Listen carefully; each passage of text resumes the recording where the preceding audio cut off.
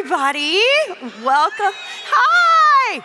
Welcome to She Talks. I'm Dr. Amy Voedisch. I'm an OBGYN. I'm a podcast host. I'm a menopause expert here at Stanford. And like many of you, I'm a working parent. I am a mother. I am a wife. I'm a daughter. And I am basically inundated at all times with conflicting health information. There is so much misinformation out there these days, and that's what I spend most of my time talking about with my patients and on my podcast. And so I basically hear this from my patients every day and saying, what do I believe? Who should I trust? What's happening? What am I doing? So that's what we're here today, because we want to cut through the noise, right? Like, we just can get so confused on Instagram, like, how much protein? Should I eat like 700 million 50 grams? And I gotta wear my weighted vest everywhere, and I gotta do all these things, right? So let's figure out what we actually really need to be doing in order to be healthy. I think that's the main reason why we're all here today. I am so happy that you're here. I want to just welcome everybody to this beautiful, stunning Bing Concert Hall. It's our first time hosting here, which I think is amazing. Woo!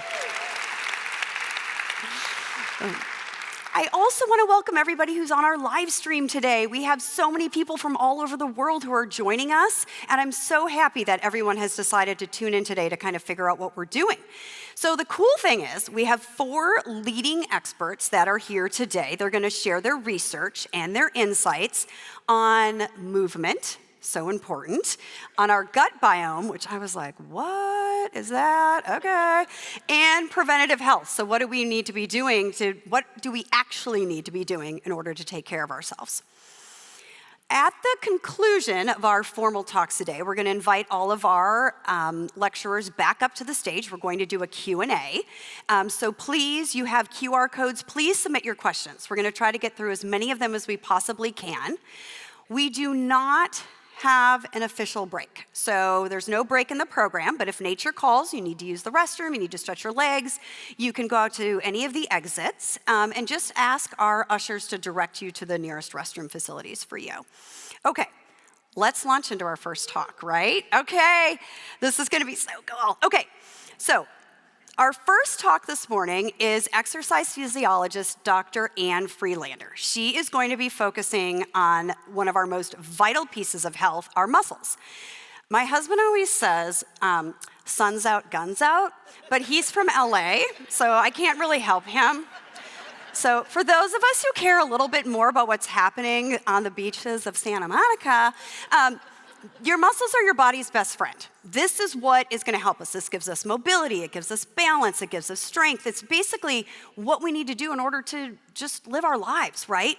So it's the biggest building block that we have. And so Dr. Friedlander is going to talk to us all about how do we harness the power of our muscles. So let's give a warm welcome to Dr. Friedlander.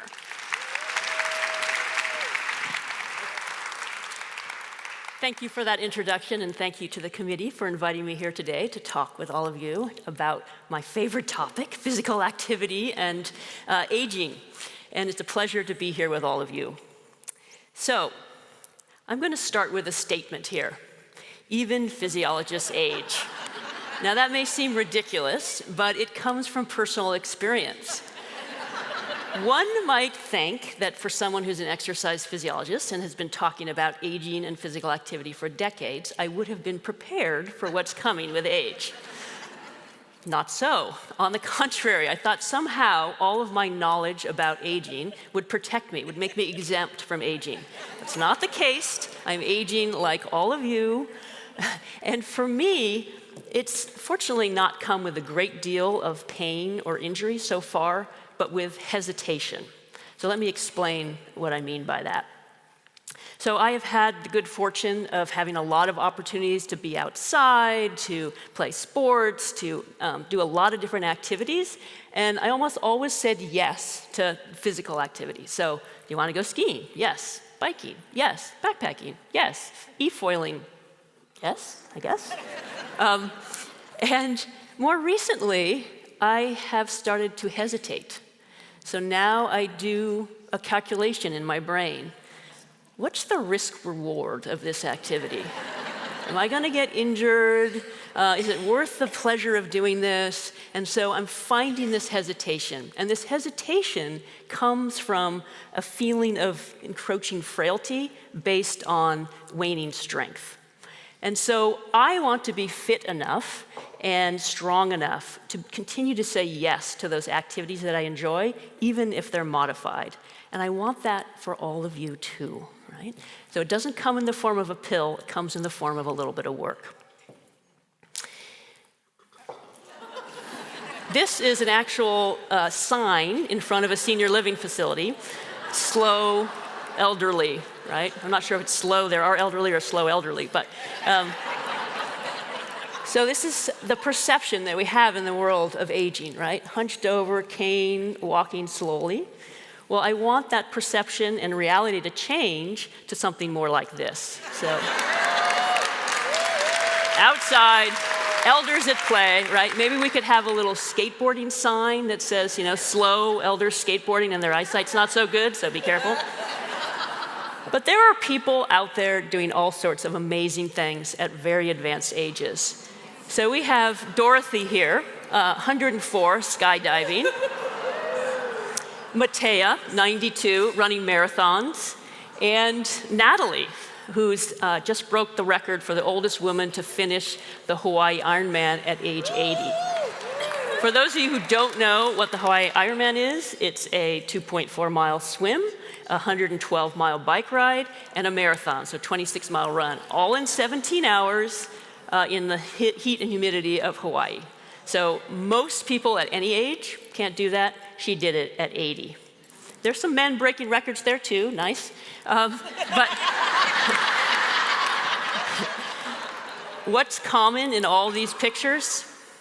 Big smiles, right? Joy. Joy at doing what they love. Joy at that sense of accomplishment. Joy at making the most of their later years. And so whatever you decide to do, pick something that brings you joy. And by the way, Natalie there just started swimming at age 54, so there's still time to jump in on this record if you want. Okay, so here's a quote, which I can't read there, so I'll read here. Exercise may be the single most potent medical intervention ever known. So think about that for a minute. I'll read it one more time. Exercise may be the single most potent medical intervention ever known, by Dr. Ewan Ashley, our fearless leader in the Department of Medicine here at Stanford. So here is this medical intervention that you have access to. You don't need to get insurance coverage for it. You can do it. It's often free, and it's in the power that you can use, right? So many of you probably know that physical activity impacts the body by increasing function, by reducing the risk for type 2 diabetes, for reducing the risk for cardiovascular disease, certain cancers, osteoporosis, all these different things. Some of you may know that it impacts the brain as well. So improves cognitive function, mood, memory, reduces the risk for Alzheimer's and Parkinson's disease, and slows that progression. But what many of you may not know is it also impacts us all the way down to our cells, so makes our cells younger. And there are these hallmarks of aging that scientists have identified that are common as people age at the cellular level. And the details of this, not so important, it has telomere length and mitochondrial function and nutrient sensing, things like that. But there are a lot of people working right now to try and find drug targets and gene therapies to target these individual hallmarks. But what we know is that lifestyle changes impact all of them, and exercise in particular impacts all of these cellular markers of aging. So we have this tool. So I'm just going to do a couple definitions, then I'm going to ask you a question. So just as we move forward, physical activity is any muscular work that burns energy. So it can be running or jogging, but it can also be lifestyle activities. So gardening, doing your chores, walking up the stairs, walking to the grocery store. And incidentally, those lifestyle activities integrated throughout your day are extremely important, and they improve your health immensely, but that's a different talk. And then exercise is a subcategory of physical activity. It's planned, structured, and repetitive. And its primary purpose is to improve health and fitness. In those exercise categories, we have aerobic activity, so elevating your heart rate for a prolonged time, so running, biking, and then resistance training, otherwise known as weightlifting. So pushing or pulling against resistance to increase your muscle size and strength. So with those definitions, how many people in this audience, raise your hand, exercise 3 or more times per week? Very active, fit crowd. Not unexpected since you're all here. How many people do resistance training at least 2 times per week? Also very impressive, I have to say. The national average for US women middle-aged and beyond is probably about 10%. So 1 in 10 do regular resistance training. So I'm going to focus on that because I'm amazed at how few people do it in this audience. We have people who are doing it regularly, but let's talk about what can inspire you to keep it going. So muscle is having its day, both scientifically and culturally. So scientifically, we've always known that it improves function and power and independence. But it also is a protector of neurological function. So by using those muscles, you're refreshing those neurons going down to your muscles, you're regenerating them.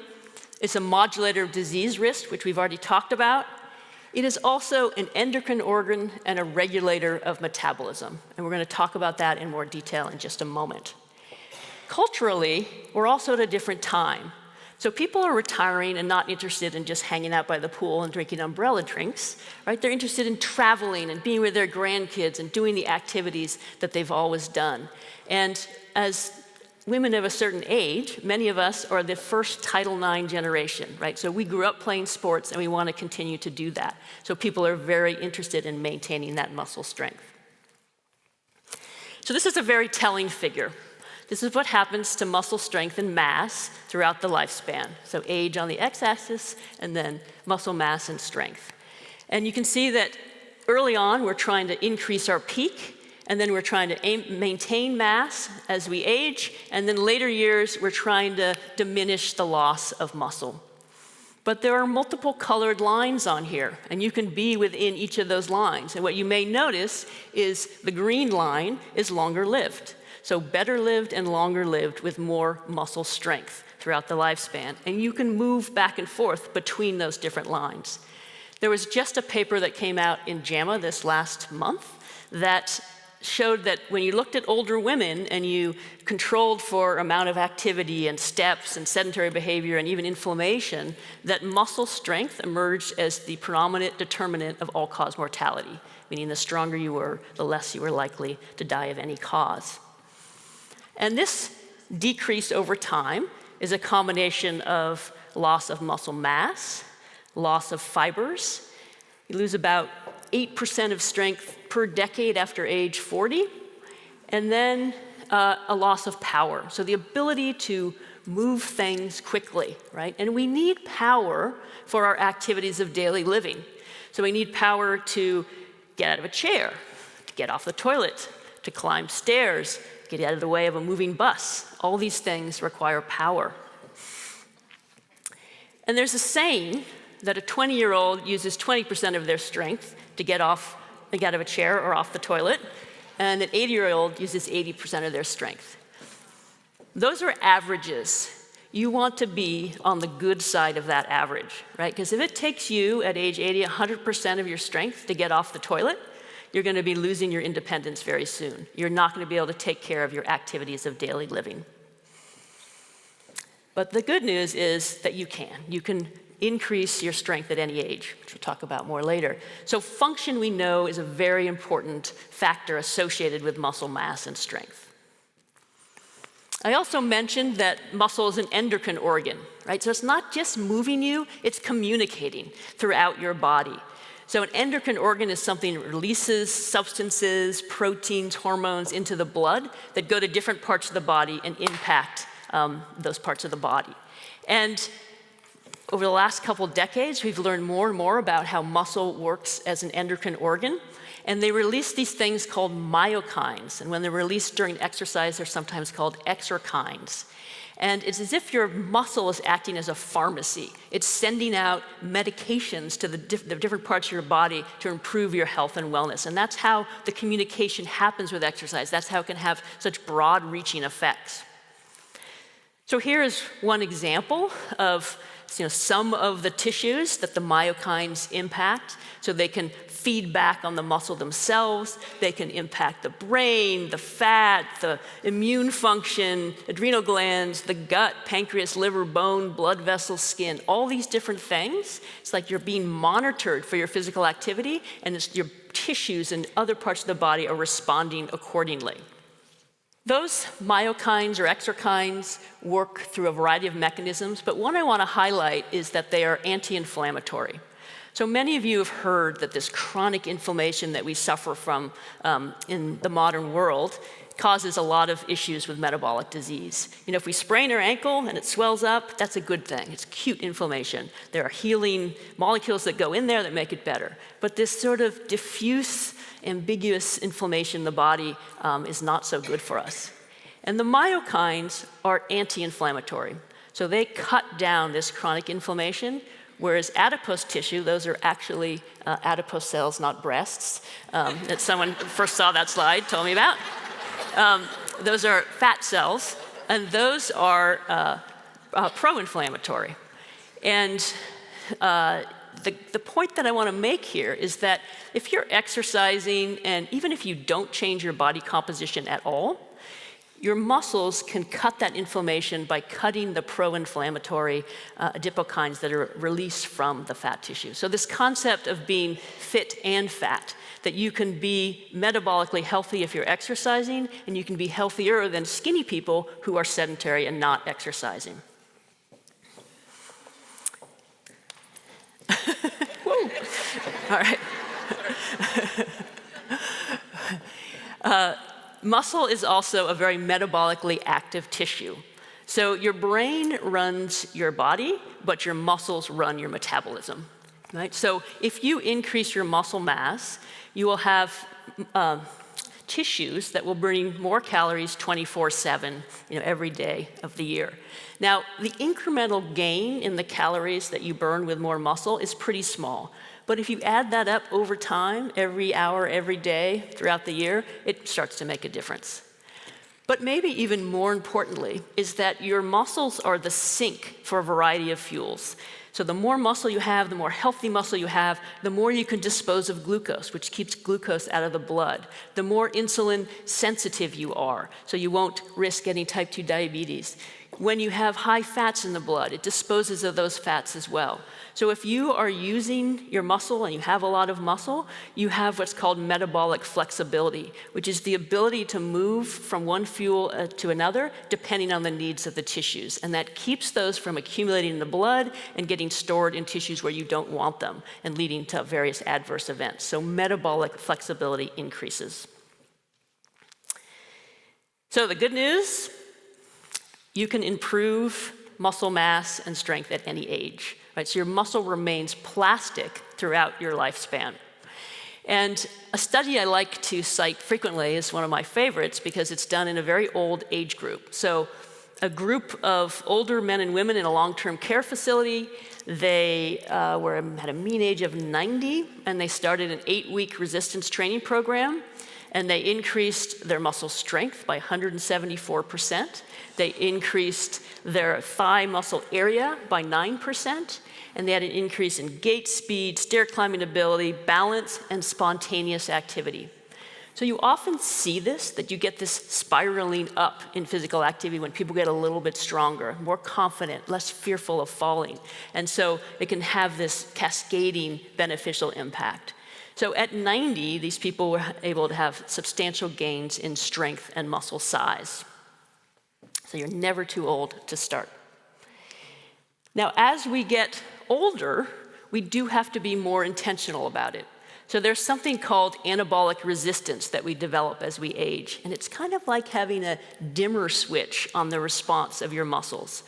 So the activities that you used to do, the protein that you eat, are less of a stimulus to increase protein muscle synthesis. Now, this is partially reversed with regular exercise, but it does mean you have to focus more on it. So when I was young and I was doing a lot of activities and sports, I was kind of naturally strong. My muscles were just there and developed.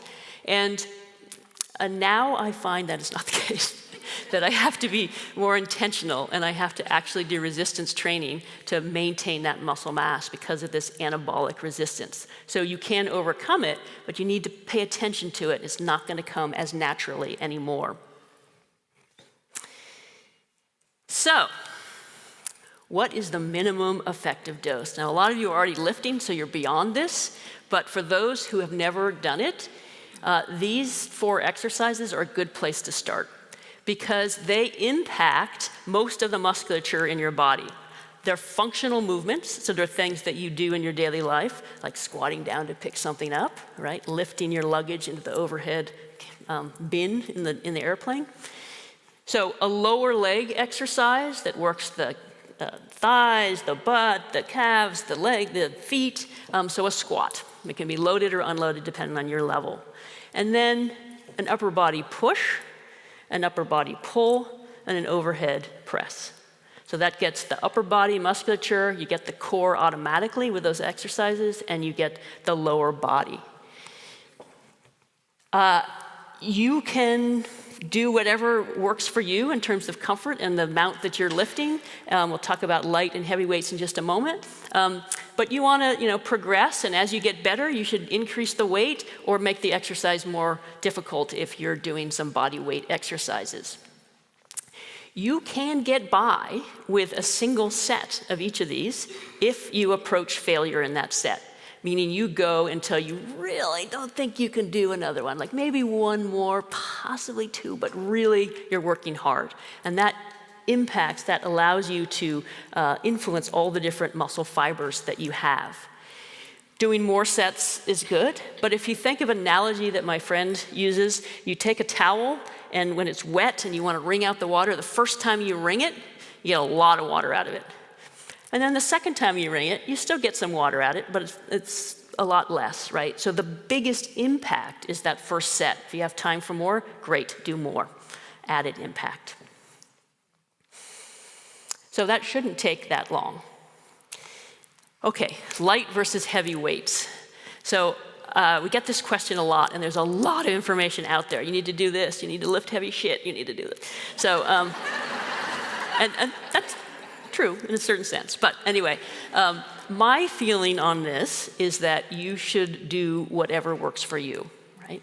So you will get benefit from both, and there are similarities and there are differences between those two types of things. So the similarity is that if you lift light weights, for example, to failure, so again, you have to approach that failure point, what happens is you fatigue out your initial what we call type 1 fibers that are sort of your endurance fibers. And then eventually your type 2, your power fibers will have to take over lifting that weight. And the strain per fiber is the same regardless of the weight when it's being activated. It's either on or off, right? And so you will impact those type 2 fibers, which are the ones that hypertrophy. When you lift the heavier weight, you recruit more of the fibers simultaneously, but again, you will be using those same fibers. So in terms of muscle growth, they're very similar between the light and the heavy weights. The place they differ a little bit is how your brain interacts with your muscles. So when you lift a light weight to failure, you're sort of spiraling through your different fibers. When you lift a heavier weight, you're telling your brain to recruit those fibers all simultaneously. So there's a neurological factor associated with the heavier weights that does increase strength a little more. It also allows you to override some of the resistance where when you lift that heavy weight for the first time, your brain's like, that's too heavy, don't do that, right? And you get to override that. And it also conditions the connective tissue a little more. So for those who are just beginning, you start with the light weights, you get comfortable. If there's a time when you can transition to some heavier weights, and the light weights I'm talking about like 40 to 60% of your 1 repetition max, the heavier weights are above 60%, do that. Or throw in some slightly heavier weights once a week or once every 2 weeks, and that can add to your strength gains. But both will work for you. So, exercise training tips. Building muscle now makes it easier to keep it later. Maintaining muscle as you age is one of the best things you can do for function, health, and longevity. Most people don't do any resistance training, so doing something, anything, is better than nothing. And start slowly and progress. And my last slide, I really want to drive home a point here. So here again is this figure of how physical function changes over the lifespan. And you could have anything on this y-axis. You could have bone density, you could have cardiovascular fitness, you could have cognitive function, you could have a variety of other parameters, certain illnesses, things like that. But we're interested in muscle mass and strength for this particular talk. Right? So you go up during childhood, then you have a slow decline in middle age, and then a more rapid decline at the end, and you risk going over that threshold of disability where you lose your independence. If you exercise throughout your life, and you've been lucky enough to do so already, then the line is higher, right? Your peak's higher, you may not lose as much in middle age, and you will not fall over that threshold of disability in those later years when the progression's a little faster. But here is the point that I really want to drive home, is there's another line. And for those of you who have not done a lot of exercise or resistance training, there's another line. You can start at any age and bump that curve up. So with focus and training, you can increase your physical fitness. And I hope that will allow all of us to cut out the hesitation and say yes to more of the things that bring us joy and that we want to do. So next time you're trying to figure out whether you should go and meet your friend for some exercise in the morning, or call in to see Johnny on the on the internet, your lifting partners, say yes, because keep that red line in mind. What are you going to do for your future self? Thank you.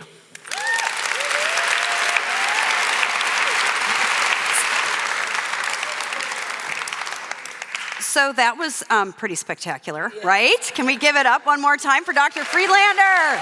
Yes. Oh, so good. Okay. I'm like so motivated, right? I'm like, I gotta get out there and like start working out. Okay, so I got a question for you though. This is like all the rage. I just can't with this, but I need you to give us some advice. How much protein should we be eating? Because, right? It's like I cannot get 255 million grams of protein in a day. It's just not gonna happen. So what's the real buzz? Okay, that's a loaded question.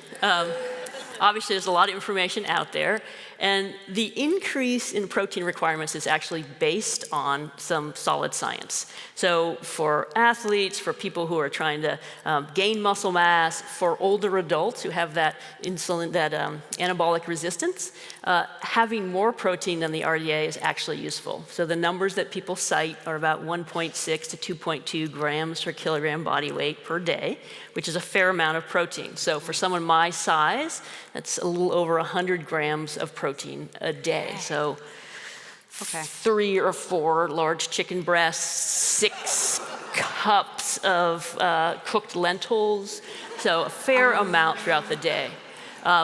So that is solid. It is helpful. Having said that, things have gotten totally out of control, right? So you can get, you can't get any food bars without supplemental protein. You can't, you get protein water now. You can get protein-packed Doritos. Don't get your protein from Doritos. If you learn nothing today, it's that. But I also want to emphasize one more point, and that's that the person who sort of started the research in this area, Stuart Phillips, has pulled back a little bit because he realizes that really the stimulus that increases muscle mass is resistance training. And the protein part is like 10% on top, right? So 90 and 10%. So if you have your health cake, maybe not a good analogy, but that's the lifting, and the protein is the frosting, and then all those supplement things on top are the little sprinkles. Ooh, we're gonna talk about supplements later for sure. So important to get it. It's challenging, it's worth making the effort, but it's out of control right now. And a lot of young people get more protein than they need because it's in everything they eat now. Yeah. So. All right, well, thank you so much. We can't wait to have you come back up for the Q&A.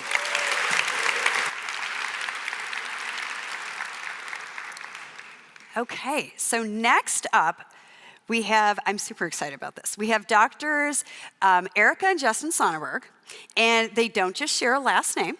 They also share a lab and a passion for microbes that live in our guts, which I'm like, oh, okay. So we're gonna learn a little something about bacteria in our guts right now. They are absolute pioneers in the study of the human microbiome. So these are the people. So we are learning from the experts on what we're supposed to do for our gut health.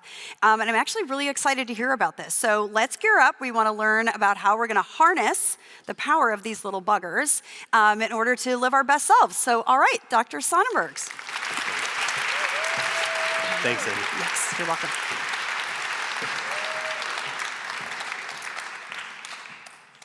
Okay, wonderful to be here. So each one of us is an ecosystem. When we think of ourselves, quite often we think of a single species, a human or Homo sapiens. We actually are teeming with microorganisms. They live all over our bodies, they live in our nose, throughout our digestive tract, and we refer to these as the microbiota or microbiome. So we are an aggregate organism. All of these organisms working together with our human cells to do all the amazing things that we can do.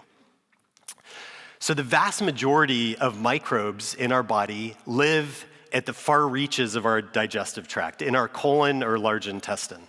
This is our gut microbiome. And we actually have a beautiful image of the gut microbiome in its native habitat. So this was an image actually taken by one of our graduate students. It's basically just a cross-section of colon stained with fluorescent probes and then looked at under a microscope. You can see all of the beautiful little jelly bean shapes, all the little rods in the bottom right. Each one of those is a different bacterial cell. You can see how dense this community is, but how beautiful it is. Who knew that aspiring fecal matter could be so photogenic? Now our tissue is much more boring here. It's the blue area. Those are colonocytes or colon cells. And you can see the microbiome and our human cells are separated by this thin green mucus layer. So we actually secrete mucus to keep the microbes at a safe distance. So these are beneficial microbes. They're important for our health, but only if they stay in the right spot. So the numbers here are staggering. We actually have more microbes in our gut than human cells. So by cell number, we're actually more microbial than we are human. If you look at the number of genes in the collective genome of all of these microbes, there's 100 to 1,000 times more than the number of genes in our human genome.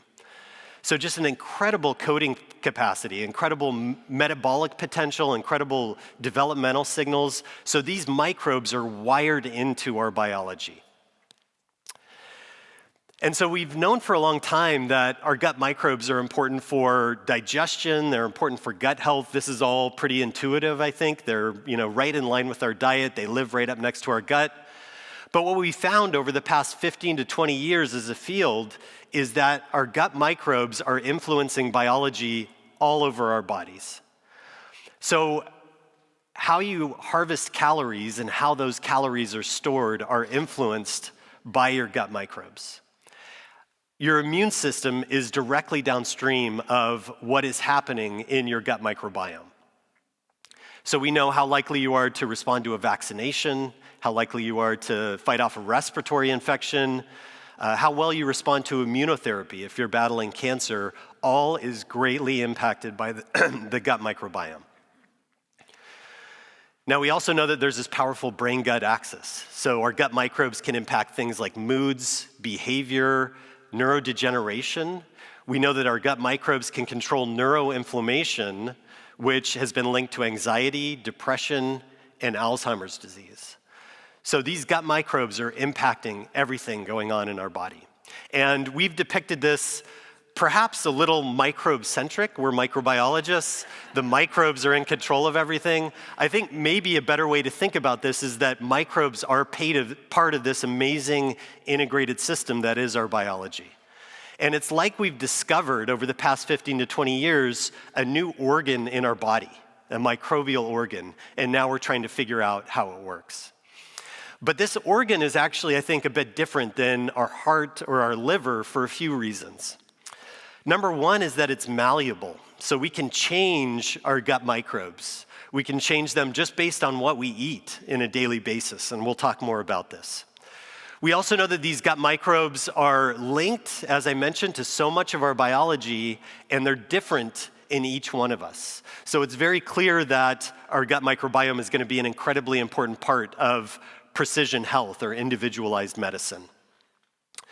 Now, we're trying to develop tools and a knowledge base that will allow us to control these microbes in a way that is beneficial in different instances for different people. But one of the things that we know, and it keeps coming up in our field, is that diet is one of the major levers that we have for impacting this community. Now, there is going to be a future of microbiome in the clinic, and it's not too far off, where you will go into the doctor, they will type your microbiome, and they may even give you a microbiome-targeted therapy. So we have microbiome-based precision medicine, and the real hope of this is that we can use the gut microbiome to intercept diseases at their earliest stage, to maybe prevent them before they even start. And so that gives you microbiome-based preventative medicine, which is super exciting and I think the future of the field. So this is a great vision, but this malleability that I'm talking about is also a vulnerability of this community. We know that the microbiome, if you're not paying attention to it, that it can deteriorate over time. And so as with most ecosystems, like a rainforest, our gut microbiome is healthier with higher biodiversity. This has been shown over and over again in study after study, and yet many of our guts don't look like a lush rainforest, it looks more like a clear-cut forest. That we actually have done damage in the industrialized world. Many of the things that we have developed, medicines, industrialized diet, many aspects of our lifestyle, we know now negatively impact our gut microbiome. So there's a list here: diet, sanitation, antibiotics, C-sections, baby formula. Many of these things are amazing and important. I mean, antibiotics have saved countless lives, but they've been used in the past without the knowledge that there's this collateral damage that's happening, this really important cost to our health.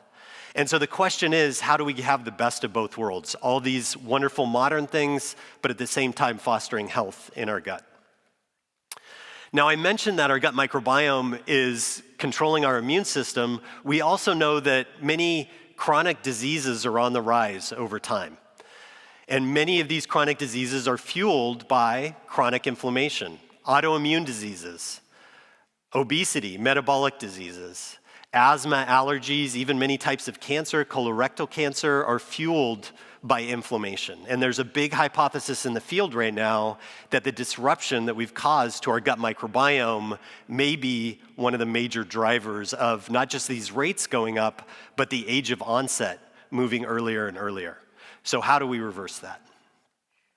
Well, I wanted to set up the logic for why we think about one particular nutrient disproportionately in its importance for the gut microbiome by showing you this schematic of the gut. So this is the small intestine and large intestine, so south of the stomach.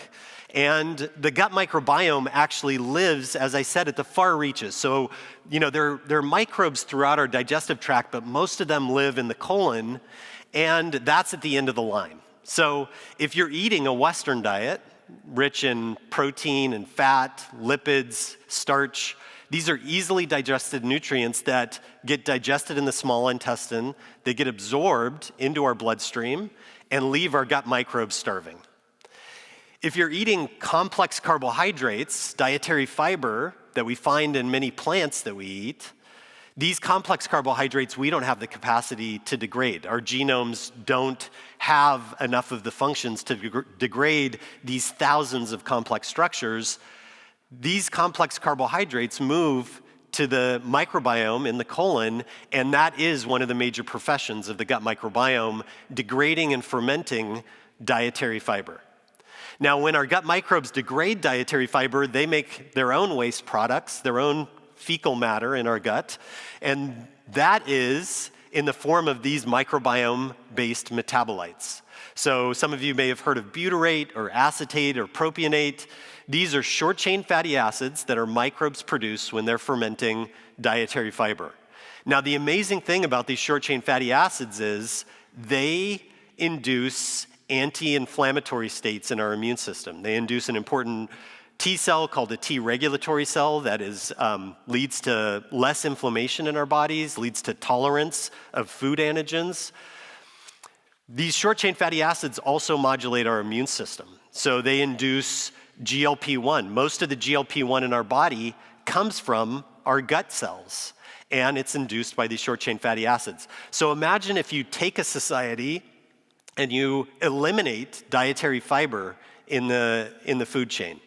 What happens? You reduce these microbial metabolites, and now you need a lot of medications that are anti-inflammatory and GLP-1 compensating. Just think how easy it would be to just eat dietary fiber instead of taking these medications. So we eat way less fiber than we did ancestrally. Our ancestors, it's thought, ate somewhere around 100 to 150 grams of dietary fiber per day. We, as average Americans, eat on the order of 15 to 20 grams of dietary fiber per day. So almost a tenfold decrease, excuse me, in this major nutrient that's responsible for making these important metabolites via our gut microbiome. Now, the other interesting thing that happens is when you stop eating fiber, your gut microbes start eating you. So that mucus layer that we showed you at the beginning, that green layer, is made of carbohydrate. And it serves as a backup food source for your gut microbes. So your gut microbes, if you're not feeding them fiber, will start nibbling on that mucus layer. They wear it down, they get closer to our host tissue, and they start to induce inflammation. So you've heard the adage, good fences make good neighbors. That's true also in the gut microbiome. Okay, so I've painted a pretty bleak picture here. Sorry for the rough beginning, but I'll hand it over to my wonderful wife and collaborator, Erica, who will tell you how we can fix some of these problems.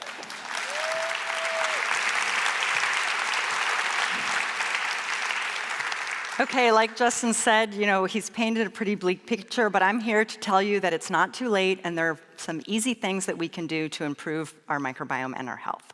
And one of the things that our lab is very interested in understanding is what are simple dietary changes we can make that can result in a more robust ecosystem living in our gut. And so is that just eating more fiber? Is that probiotics? Is that fermented foods? These are all the questions that we have in our testing in our lab. So our lab has started collaborating very closely with Christopher Gardner's lab here at Stanford, and we're running dietary intervention trials. So we take free-living humans, we put them on different diets. These people are amazing. They're willing to let us bleed them and poop them and all the awful things so that we can understand how these dietary interventions impact the microbiome. So one of the first studies that we did was one where we looked at either a high fermented food diet or a high fiber diet. So for the high fermented food diet, we just asked participants eat as much fermented foods as you can. These people ate up about 6 servings of fermented food per day. And you can see some of the examples: sauerkraut, kombucha, kimchi. These are all examples of fermented foods. When participants did this, we saw that they increased their microbiome diversity, so more species in the gut. So if you think about that clear-cut rainforest photo that Justin showed earlier, we're starting to see the beginnings of that ecosystem growing back with the fermented food consumption. In addition to microbiome diversity going up, markers of inflammation also went down. So again, this pro-inflammatory state that many of us in the Western world are living in, that started decreasing when participants ate fermented food. For the second arm of the study, we had participants eating a high fiber diet. Like Justin said, the average American's only eating about 15 grams of dietary fiber per day. We got these participants to eat an additional 20 grams of fiber per day, so they were up about 35 to 40 grams of fiber per day. They ate a variety of fiber-rich foods: lentils, beans, vegetables, fruits, whole grains, to get to that increased fiber. What we found with these participants is that the participants that had the highest microbiome diversity at the beginning of the study really benefited the most from the high fiber diet.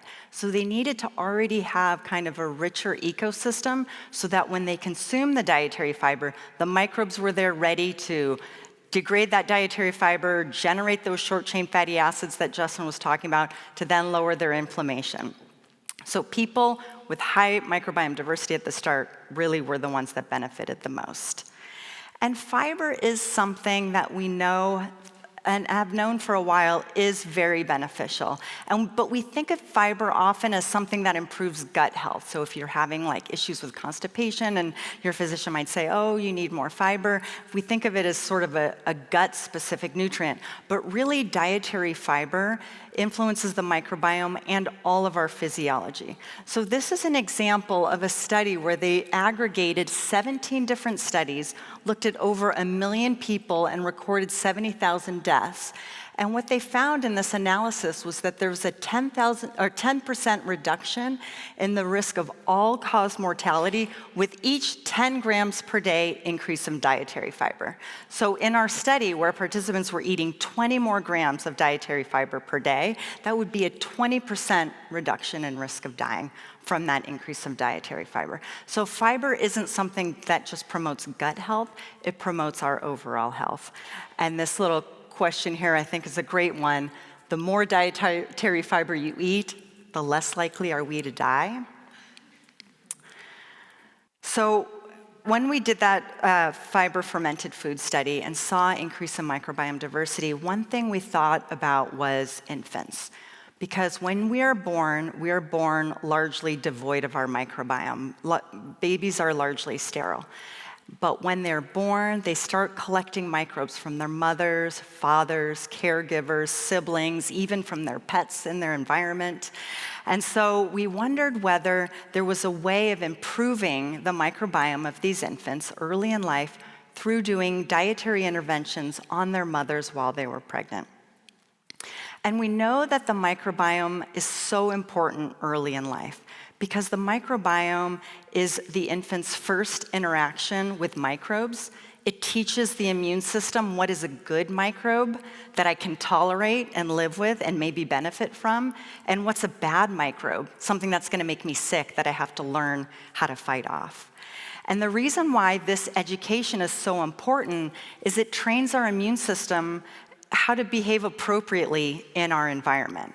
And what we're seeing now in the industrialized world is a lot of inappropriate interaction with our environment and our immune system. And that's the rise in things like peanut allergies, gluten sensitivities, other autoimmune diseases, our immune system attacking our own cells and tissues. So getting that education right early in life is really critical for keeping some of these diseases at bay. So in this study, what we did is we had pregnant women. We divided them into 4 groups. One group was just a control arm. These women just could eat whatever they were already eating before. In one arm, they ate a high-fiber diet, all through plant-based foods, so no supplements, just high dietary fiber. Another arm was the high-fermented food. Again, as many fermented food servings as they could do, and then a mix. So in this study, we actually had some moms eating a high fiber and a high fermented food diet. What we found was that the pregnant women that included fermented food, so the high fermented food or the high fiber plus high fermented food, they had an increase in their microbiome diversity. So exactly what we'd seen in the other study. That ecosystem now is regrowing. But amazingly, this new diverse ecosystem was also being passed on to their infants. So their infants also had higher microbiome diversity. We're still analyzing the data. We're noticing differences in the infant's microbiome in all of the arms. The fiber arm, we are seeing differences. It's just not higher microbiome diversity. So we think that we are going to be able to learn a lot about how to manage diet during pregnancy to really set our babies off with the best possible start to their microbiome. So I wanted to show some examples of how you can include fiber and fermented food in your diet. When we did our original study and saw that participants that ate this high fiber diet were doing so many amazing things to their diets in general that we called it the one rule diet, because as you eat more fiber, you just have less space in your diet to eat too much saturated fat or just too many calories, and you can't really eat a lot of highly processed food if you're eating a high fiber diet. And when we were running the study, for the high fiber diet, and these participants had an increase in 20 grams, we asked them, what's holding you back from eating more fiber? And they were all like, we're just too full. We can't eat any more fiber. It's really filling us up. So eating a high fiber diet became our sort of one rule diet. But then when we started seeing the benefits of fermented food, we were like, maybe we should add another rule. Maybe it should be a 2-rule diet, and that would be high fiber and high fermented foods. So how do we do this practically? Things like yogurt, fermented food, with nuts and berries, high fiber foods. Vegetable miso soup. Miso is fermented, so that provides your fermented food serving, but then also adding vegetables adds fiber. Kimchi fried rice, making a salad that you have lentils to really boost the fiber, but then you put some sauerkraut on it, and now you have fermented foods. Or making a smoothie with kefir or yogurt is another way to add high fiber and fermented food. A lot of the work in our lab is doing these dietary interventions, and we really feel that these interventions are important because it can get actionable information to people quickly. You don't need a prescription to eat a high fiber diet or a high fermented food diet. But there are people for which dietary intervention alone is probably not going to be enough. So we think there are some people out there whose microbiome is at this point so far depleted that they will need some sort of active therapy to regrow their microbiome. So part of the work in our lab is identifying species of bacteria that are very good at degrading dietary fiber. We could purposefully administer those microbes to individuals along with dietary fiber supplementation, either through supplements or ideally through food, and then be able to regrow a diverse ecosystem, so then that person can now benefit from a high fiber and a high fermented food diet. Finally, about 10 years ago, my husband and I wrote this book called The Good Gut. The reason why we wrote it is that we noticed in our research that it was changing the way that we were living our lives. It was changing the way that we were raising our children. And we were around a lot of educated people and realized not everybody was making the same choices we were making, but when we went to a microbiome conference, everybody was doing what we were doing. So we realized there was all this important information out there that just wasn't getting out to people. So we wrote this book to be able to get all that information out to as many people as possible. In addition, we've really made it a goal, Justin and I, a personal goal, of trying to do as much outreach as possible. We have learned a lot over the past almost 20 years that we've been here at Stanford about the microbiome, and we want to make that information available as quickly as possible because, like I said, you don't need a prescription to eat a high fiber, high fermented food diet, so you can implement these changes today. So we've done podcasts, we've been in New York Times articles, we were in a Netflix documentary where it followed one of the studies that we were involved in, which was a vegan versus omnivore diet, super interesting. It ended up winning an Emmy, so very entertaining. We did a master class, and we've also worked with Stanford Dining too to improve the quality of the high fiber choices at Stanford. So I advise you to, if you're interested in learning more, checking out these resources, and thank you so much for your attention today.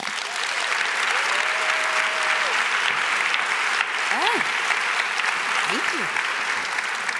Okay. That was awesome, right? I'm not a fermented foods person, so I'm going to need to pull it together, I think. But now I've got the science behind it. It's like, all right, I got to pull it together. Okay, we can do this. Okay, so before you guys sit back down and before we call you back up for the Q&A, I have a question for you. So some of you may have noticed in the news that there is now a new U.S. dietary recommendation pyramid or whatever.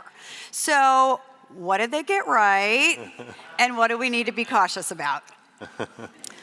Yeah, I mean, I'm making it fun here. I think they got many things right. This focus on real foods and a deprioritization of ultra-processed foods, I think that everyone can agree. When I looked at it recently, and I just did a quick kind of word count of how many times they mentioned the word protein, 17 times in that dietary guideline, and how many times they mentioned fiber, twice. And so I think that balance is a little bit off. I really feel like it's clear that Americans are just way depleted in the amount of dietary fiber that they're consuming. And like Justin showed in that slide, when you don't eat fiber, your microbes eat you. That's not a good situation. And so I think in the future, I'm hoping that there's more of an emphasis on the dietary fiber. I mean, they do mention a little bit about dietary fiber, and they actually mention fermented food, but maybe less focus on the protein and more on the fiber. Okay, which I think is sort of the theme, right? Like we're all a little protein crazy and we need to be a little more, it's all about balance, right? Yeah. So thank you so much. We'll see you guys back up here for the Q&A.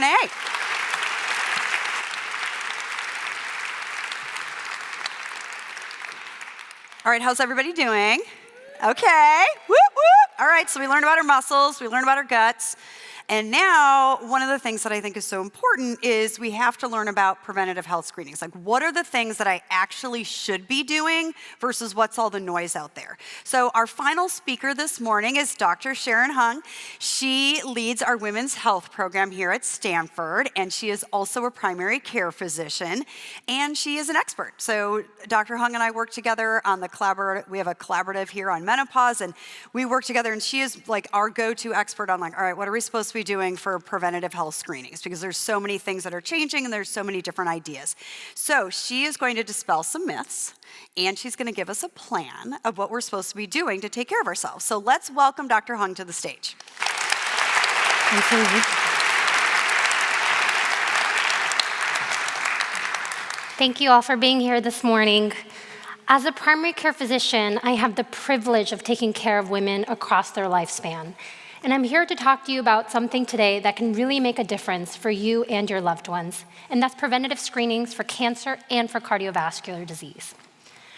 How many here know of someone who's been diagnosed with breast cancer, whether that's a friend, colleague member, maybe yourself? So we should see about 1 in every 8 hands up. 1 in 8 women in the United States will be diagnosed with breast cancer during their lifetime. When I think about the power of early detection, I think about my patient, Katie. Katie was 42 at the time and had been struggling with infertility for a number of years. Alongside of that, we got her first mammogram. She required callback images, which is not unusual, but eventually she needed a breast biopsy that came back positive for breast cancer. I still remember trembling at my desk as I was about to call her with the news, because she was also finally 6 weeks pregnant. It is never an easy or convenient time to receive a cancer diagnosis, but early detection can literally buy you time. I am happy to share now, it's been 3 years, and Katie did very well through her cancer treatments, even the ones she got while she was pregnant, and she recently showed me photos of her 2-year-old daughter who's very adorable and healthy. Since 2024, the United States Preventative Task Force Services shifted its guidelines to start screening all average age women at the age of 40 instead of 50. Since the widespread use of mammography in the 1980s, we've seen a 42% reduction in breast cancer-related deaths. Certainly, part of that reduction is due to improved treatments as well, but at least half of that reduction is due to routine screening alone, because routine screening catches cancer at earlier, more treatable stages and also prevents recurrence. I know that was an emotional few years for Katie, but I'm glad that she got that mammogram when she did. And that's a powerful reason to stay on top of your mammograms every 2 years. Now that, I was looking at this all wrong. And now that everyone's getting their mammograms, hopefully in the last 2 years, you are also now mandated to receive notification of your breast density results. Breast density is categorized into 4 categories. This is probably the only situation I can think of that being entirely fatty is a really good thing. Those confer the lowest risk. And then we have scattered areas of fibrodensity, which is still low risk. And then you are considered to have dense breasts if you either have heterogeneously or extremely dense breasts. And half of women will be told that they have dense breasts, so this is not an uncommon finding per se. But breast density increases your risk for a number of reasons. One, as you can see, the denser your breasts are, the more white there is on the film, right? But also, precancers and cancerous lesions also show up as white. So for the radiologist who's screening your mammogram, it's a little bit like looking for a polar bear within a snowstorm. And so many women who get these findings on their mammogram then ask me, well, should I be getting supplemental imaging to improve my detection, such as a breast ultrasound? And I have to say, breast ultrasounds aren't actually that great at picking up additional cancers, which is what we want from our screening. And I want to empower you to ask your doctor for the right test.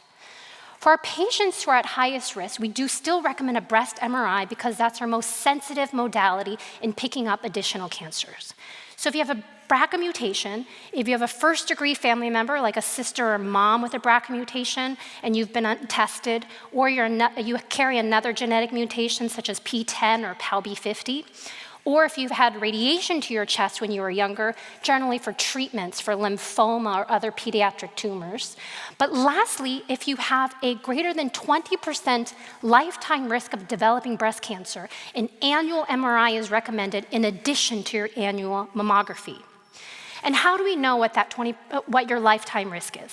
I won't be offended if you take out your phones and type in tyrocrusic into your search browser, but do save it for later because there are a lot of questions that will ask you about your menstrual history, your pregnancy history, if you've been on hormone therapy, detailed family history. You will also need to know what your most recent breast density was, and then it'll spit out your lifetime risk for you. And again, if you get something above 20%, then we should be getting an annual mammogram and an annual MRI, and we generally space each one out by 6 months. The next study I want to talk to you about, which many of us are very excited about and starting to utilize in our practice, is the contrast-enhanced mammography. And what is that? So basically, like a traditional mammogram, so you still get those three annoying compression views, but before you go to the machine, you'll get an IV line inserted, some contrast administered, the same type of contrast you would receive for any CT scan, and that does two things. Contrast will follow where blood flows, and tumors require a lot of blood flow, and so it'll highlight those areas. But what I think is more fascinating is that they're able to take the pre- and post-contrast images and essentially wipe out breast density as an obscuring factor. So you can see here that this woman who had extremely dense breasts, it's very clear that she actually has a concerning lesion behind that breast density. We still need research to figure out how to best utilize this on a population level because, again, half of women have dense breasts, right? But the guidelines now do suggest that, let's say you qualify for an MRI, but you can't get it for whatever reason. Maybe your insurance won't pay for it. Maybe you have a metal implant that precludes the use of MRI, or maybe you've done one and it was just a really awful experience. Then we would do a contrast-enhanced mammography instead. Also, if you have an elevated risk, but you're not quite at that 20% threshold. So let's say your lifetime risk for developing breast cancer based on the model that I shared with you is 15 to 20%. Then you're still at above average risk, and that's another indication that we can consider a contrast-enhanced mammography. I also talk to about it now with my patients who have extremely dense breasts because that only affects 10% of women and does incur the highest risk. I feel like many of my patients feel like it's already written in the stars if they're going to get cancer or not. But did you know that 1/3 to 1/5 of breast cancers are due to modifiable risk factors? That means things within our control. Having just one alcoholic drink a day, even wine, increases the risk of breast cancer by 10%, with each additional drink further increasing that risk. Being sedentary is one of the worst things we can be for our general health, but also people that are physically inactive have a 10 to 20% higher risk of breast cancer than those who maintain regular physical activity. And lastly, I know that it's very difficult to maintain a healthy weight and a healthy body composition, but especially for women who are postmenopausal, so they've already gone through menopause, having an elevated BMI increases breast cancer risk by 20 to 40%. So we can significantly decrease our individual risk of breast cancer, even if we have a family history, by drinking less alcohol, moving more, eating less, and eating cleaner. I won't have as much time to delve into these other cancer screenings, but that doesn't make it any less important. So do make sure that you're staying on top of your cervical cancer screenings with your pap smears. In terms of colon cancer screening, you can either do the FIT kit that you do in the privacy of your own home every year by looking for microscopic blood, or a colonoscopy every 10 years, which allows for direct visualization and removal of precancerous lesions. I do want to add that since 2021, the USPSTF also shifted its guidelines for us to start screening average risk patients at the age of 45 instead of 50 for colon cancer. The reason they had to make that shift was because we're starting to see colon cancers at younger and younger ages because of our poor diet. Red meat, saturated fats, added sugars, processed foods, low fiber diet, as we've heard about, all creates this inflammatory milieu that impairs our body's ability to naturally, constantly be repairing DNA, which then promotes tumor formation and cancer. So we can significantly reduce not only our breast cancer risk, but also our colon cancer risk by eating cleaner. Next, I want to shift slightly and talk about coronary artery disease. Your heart is surrounded by blood vessels called coronary arteries, and over time, those arteries can develop plaque. And when that plaque becomes unstable and ruptures, that's when we get a heart attack. This was the cover of Reader's Digest in 1995. So I believe within the lifetime of almost everyone in this room, we were told that heart disease was a man's disease. But that women, you should certainly be aware of the symptoms so that you could save your husband's life. Luckily, we have come a long way in our understanding and recognition of heart disease in women, but we actually still have a long way to go. Heart disease is the #1 killer in women, yet when surveyed, a minority of women think that they themselves are at risk. So there's this huge disconnect in personal risk perception. More women are concerned about dying of cancer because of things we hear in social circles and in the social media. But did you know that heart disease takes more lives from women than all types of cancers combined? Right? So we all need to understand what our personal risk is. When we think about the risk factors for heart disease, we know that traditional risk factors affect both men and women would be hypertension, high cholesterol, diabetes, smoking, having a family history of heart attack or stroke, being sedentary.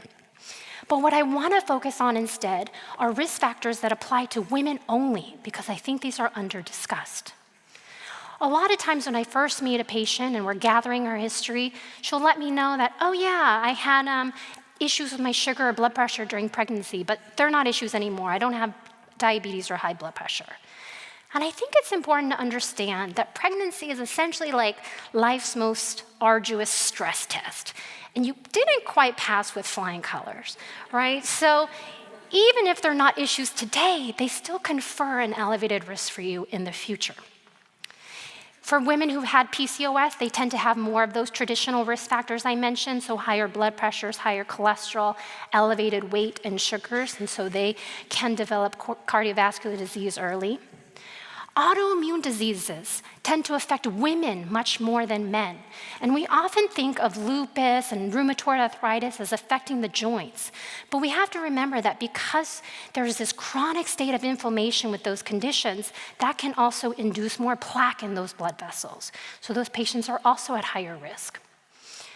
Early menopause, which is defined as having your last menstrual period before the age of 45, because of that protective loss of our endogenous estrogen that can accelerate the development of heart disease. Menopause itself, which all women have or will go through at some time, significantly increases our individual risk of cardiovascular disease because that protective loss of estrogen causes increase in our cholesterol, our diabetes, more abdominal adiposity, right? So all of that increases our cardiovascular risk. Certain breast cancer treatments, such as radiation therapy, some chemotherapy, and hormonal agents, also can increase the risk of cardiovascular disease. And depression increases cardiovascular disease risk for a number of reasons. When there's that chronic state of increased cortisol, our sugar levels and our blood pressures can go up, right? So those raise some of our traditional risk factors. But when we're not quite feeling ourselves, it's just really hard to make those healthy choices in terms of exercising and choosing the right foods. I put depression on this slide and not the last one because for some reason, women with depression have a significantly increased risk of cardiovascular disease compared with men with depression for some reason. I share all this with you because I think it's really important to understand how your medical history impacts your cardiovascular disease risk. In fact, when we as providers calculate each individual's cardiovascular disease risk, we use these calculators that include your blood pressure numbers, your cholesterol numbers, and whether or not you have diabetes, but they currently don't include any of this. So we're underestimating the risk of a lot of women. It's also really important to know your numbers, right? So hopefully you're getting your blood pressure checked, your A1C, which is an average of your sugar over 3 months, and your cholesterol at your annual visits. But what I want to focus on instead is 2 blood tests that maybe you haven't gotten at your last annual.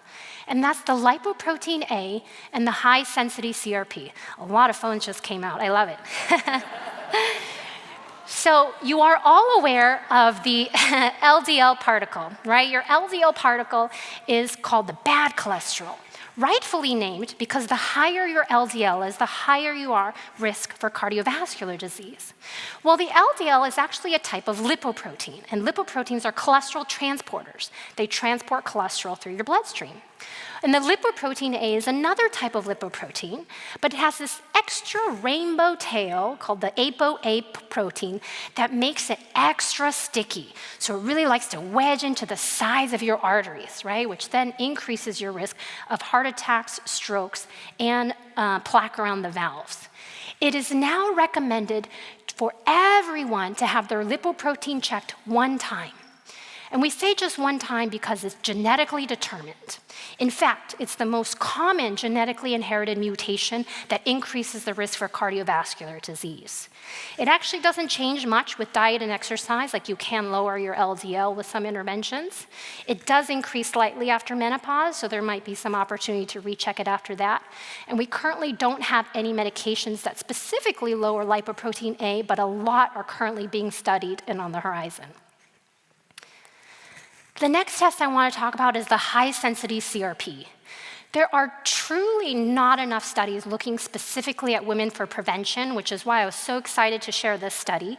It's an NIH-funded study that looked at women with no traditional risk factors. So they didn't have high blood pressure, high cholesterol, diabetes, they weren't smoking.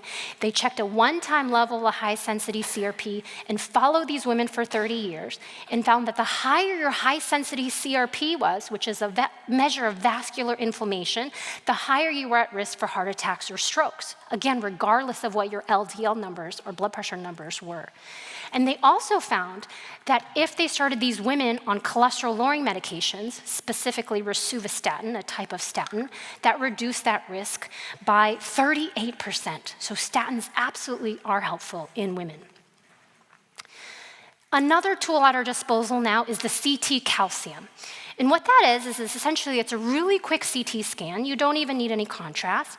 And it looks for calcium deposits in those blood vessels around the heart. I think this is an extremely useful study for women who are postmenopausal, and we're on the fence about whether or not we should start you on a statin. Maybe your cholesterol numbers have been kind of borderline high, but you have no other risk factors, or maybe your cholesterol numbers weren't that bad, but your lipoprotein A was elevated. The CT calcium can really help us determine if we need to intensify your treatments. Because if we see any plaque at all, then we do need to aggressively work on lifestyle interventions and perhaps add medications to reduce your overall risk of developing heart attacks or strokes in the next couple of decades.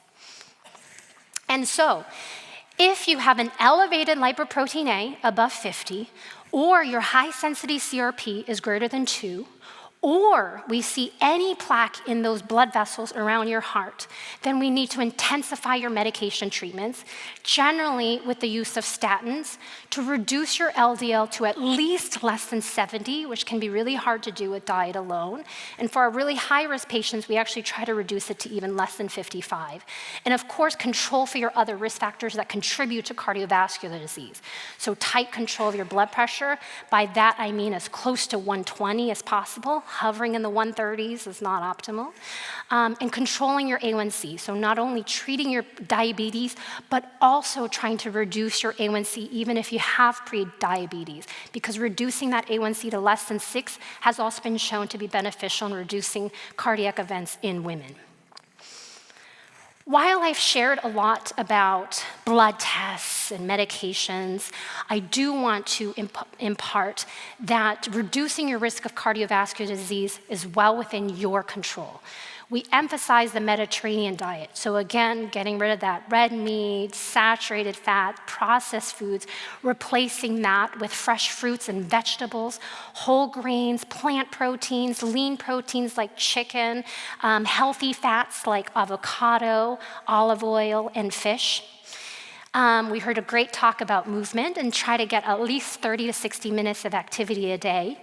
Maybe you're someone who needs to be a little accountable to someone else. Well, then meet your friend for a weekly hiking date, or meet her every Tuesday at Zumba class.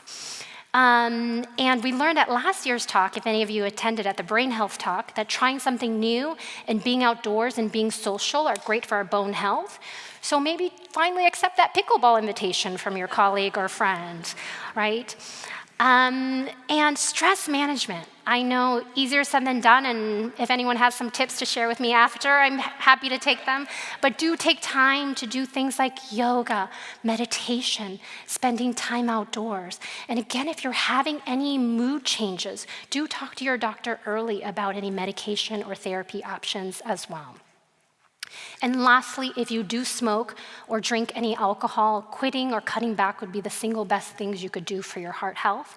And again, I know that can be a really difficult ask, so do talk to your doctor about options that we have. I hope that I've inspired you to at least stay on top of your cancer screenings, but also empowered you to think about and ask your doctor if contrast-enhanced mammography or MRI of the breast or a lipoprotein A blood test, high-sensitivity CRP blood test, or a CT calcium imaging score would be useful for you to better understand your risk. But the most important message I want you to take away is that you are in control of not only your cardiovascular disease risk, but your breast and colon cancer risk. The lifestyle changes that I recommended and that we've heard from this morning are not necessarily about perfection. They're just about progress. So maybe all you do this week is one extra set of squats with weights, or you have one kale kefir smoothie, right? Every little change can help us live better and live longer. Thank you.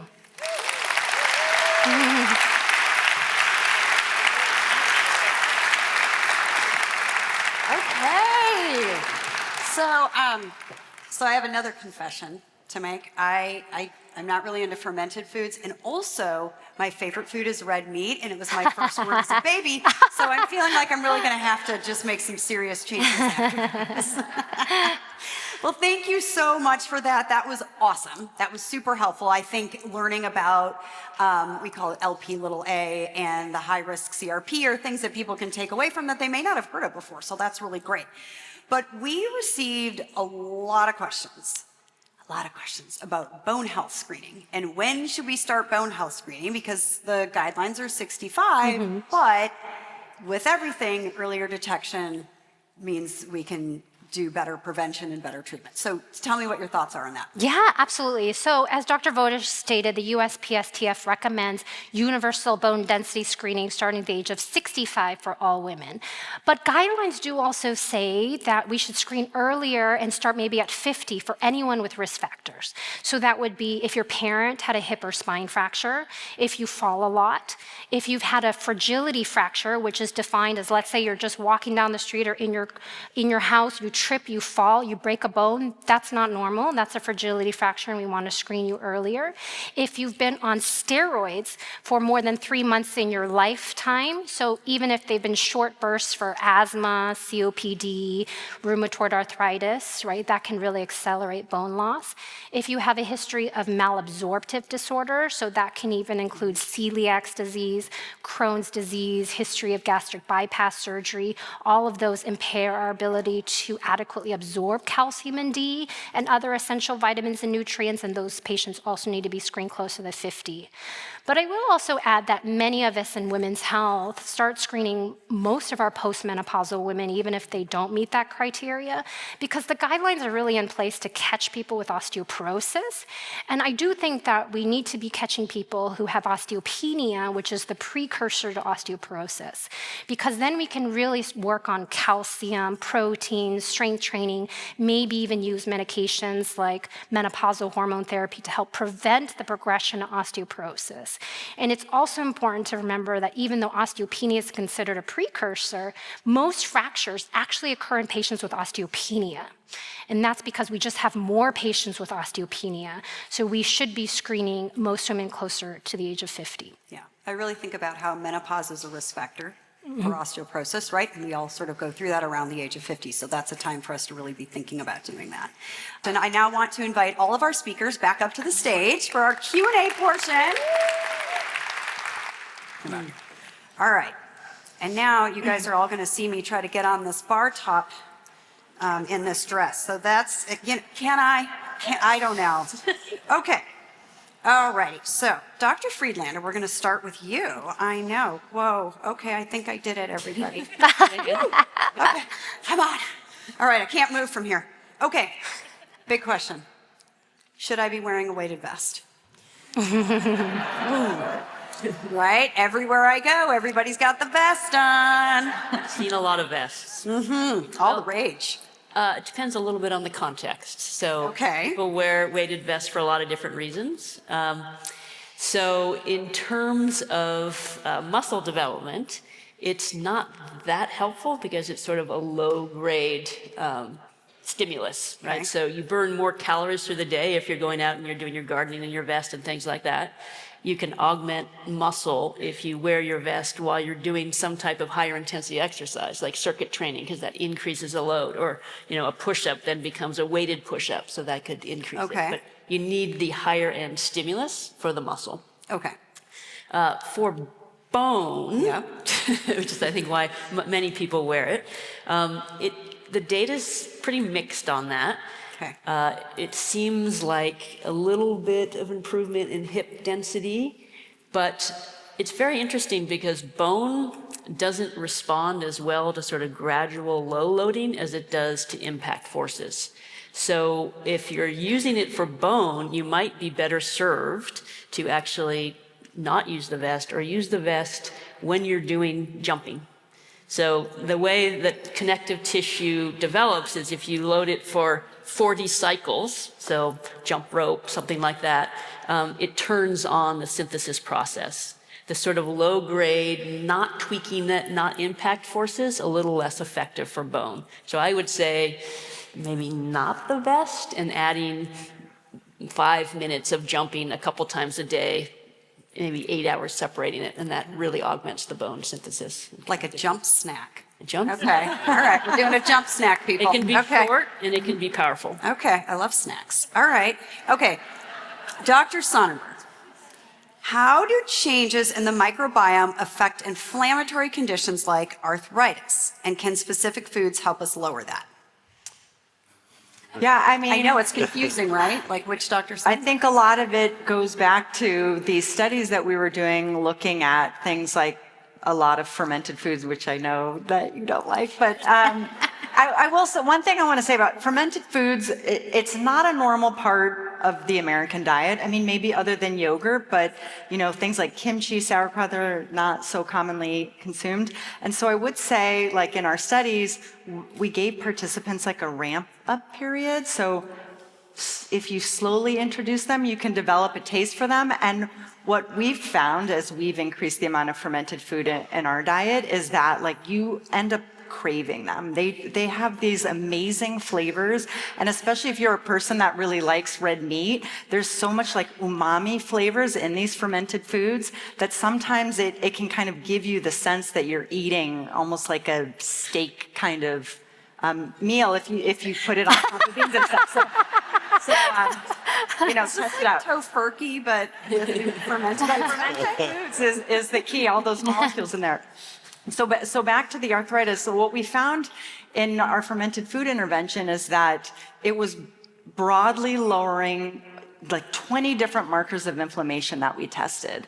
And arthritis is an inflammatory condition, so if you can lower that basal level of inflammation, you can really improve symptoms associated with arthritis. Yeah. Okay. All right. Thank you. All right, Dr. Hung, there's a growing concern, and I hear this all the time, a growing concern about the use of statins in women. Like, they don't work as well, or they're dangerous for women to take.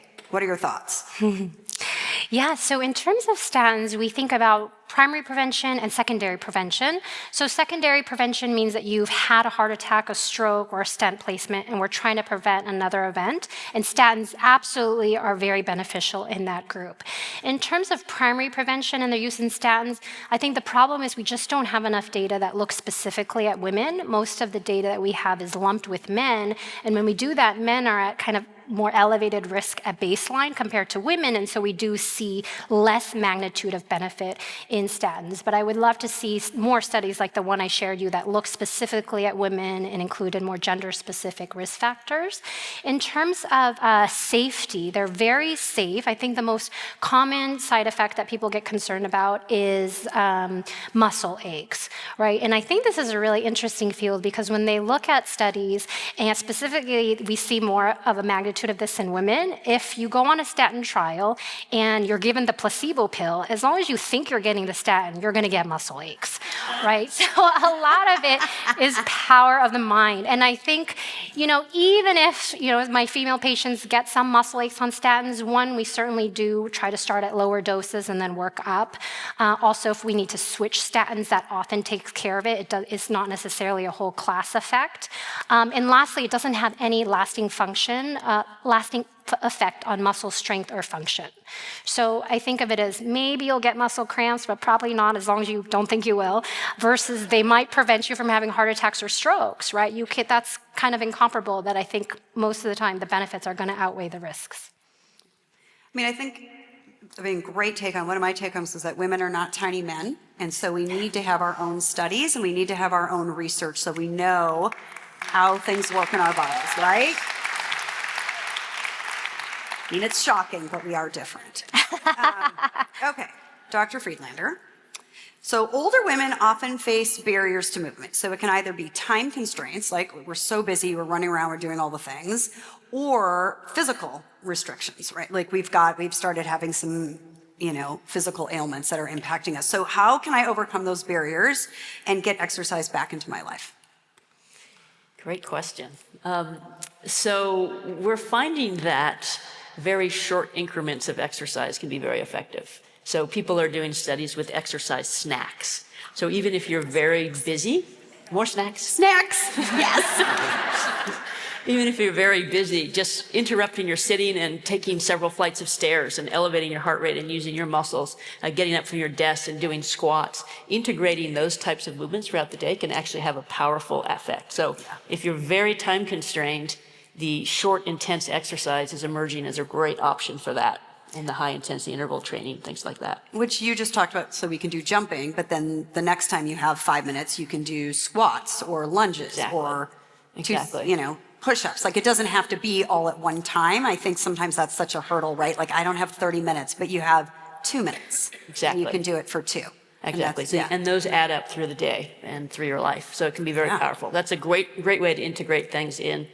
And then in terms of the physical constraints, it sort of depends on what they are, but a common one is osteoarthritis. You have joint pain, and we're telling you should be exercising, but it hurts. Mm-hmm. And that is very challenging, but I think one of the things that's important to remember is that exercise is good for that joint pain. So if there's a way that you can move without pain, so for example, very slowly doing a squat, because it's really the jerking and the change of direction that's the worst in osteoarthritis, or even an isometric contraction, which means no movement, so just standing in a position that's not painful, that will develop the strength around the joint that may be hurting, and then eventually you might be able to add the movement in there as the pain decreases. And there are also other joints that may not be affected. For example, say you could do arm work or things like that. Yeah. So I think that starting with slow movements or isometrics with the osteoarthritis is a good way to go. Yeah, that's great. Thank you. Dr. Hung, your slide showed screening recommendations for pap smears until age 65 and mammograms until age 74. What? With many of us living into our 80s and our 90s, are there screenings that we should be advocating for beyond that, like as we get older? Yeah, and feel free to cut me off anytime. I have a lot to say about this. So in terms of cervical cancer screening, yes, the USPSTF states that we screen until 65, but I always remind my trainees that that assumes that, one, someone's been up to date for the last 10 years. So if you only had one pap smear in the last 10 years, then we should be continuing screening. Two, if you're immunosuppressed, and by that I mean being on medications for a history of organ transplant or immunosuppressive therapies for autoimmune disease, you're at higher risk for cervical cancer, and we might want to continue screening you past the age of 65. And also, we want to make sure that you've had no abnormal biopsy results in the last 25 years. There are some lesions that we would then continue screening for an additional 25 years, even after removal. In terms of mammogram, I think this is a really interesting conversation because technically, the USPSTF recommends that we can stop screening at the age of 74 because we just have insufficient evidence that benefits outweigh the risks, right? And the things we have to keep in mind are that early detection takes time. And so if we were to catch disease, it generally takes more than 10 years to really see that benefit in terms of improving your lifespan with treatment. But also that there can be different preferences, and we have to keep in mind how well you're doing overall. In fact, the guidelines also state that we can continue screening if we think you might have more than 10 years to live. And to be honest, we're actually really bad at estimating that. So I think it's a really hard guideline to follow. So I might have that conversation with a 78-year-old, you know. So do you want to continue mammogram screening? And for some people, the answer might be, oh, yes, absolutely. You know, I want to live as long as I can to play with my grandchildren. For other women, the answer might be, well, no, if it means I have to undergo, you know, surgery, radiation, chemo, I don't think I could go through that right now. And if it might only prolong my life for a couple of years, that's not something I'm interested in doing. And so the conversation can be really different between two 78-year-olds. Colon cancer screening, kind of the same in terms of the guidelines and how it's worded, but also keeping in mind that for the colonoscopy, the screening itself, it is invasive, and so there is a little bit higher chance of things like colonic perforation when we are performing them in older patients. The one that I would really advocate for continuing for some time is actually bone density screening. And that's because we can see reductions in fracture with treatments like bisphosphonates as early as 1 to 2 years. So even if someone is really frail and not living on their own, I do think that there's benefit in continued screening so that we can reduce the risk of fractures. Yeah. And I have a sort of a PSA out there. So one of the other things with cervical, because I'm a gynecologist, right? I gotta talk about the vagina. So with cervical cancer screening, if you're over the age of 65 and maybe you've had adequate screening, but maybe you've had a change in your partner. So STDs are on the rise in those in their 60s, 70s, and 80s. So good for you. I love that. But we need to keep going. We should think about and have a conversation about continuing cervical cancer screening, because cervical cancer is related to human papillomavirus or HPV virus. So if you have new partners, you may be getting exposed to different strains. So those are things we need to think about. And so that's always a fun conversation. They're like, I don't want to talk. I was like, are you using condoms? And they look at me like I'm nuts. Okay. Dr. Sonnenburg, we've got one for our gut dynamic duo here. So you guys mentioned that the gut is malleable and that food alone might not be enough to restore our microbiome. So how close are we to having a therapy to improve our gut health? Yeah, that's a great question. The microbiome field, I think, has been through multiple cycles over the past 10 to 15 years. We early on realized its importance and the possibility of developing microbial therapies and other therapies that could target the gut microbiome.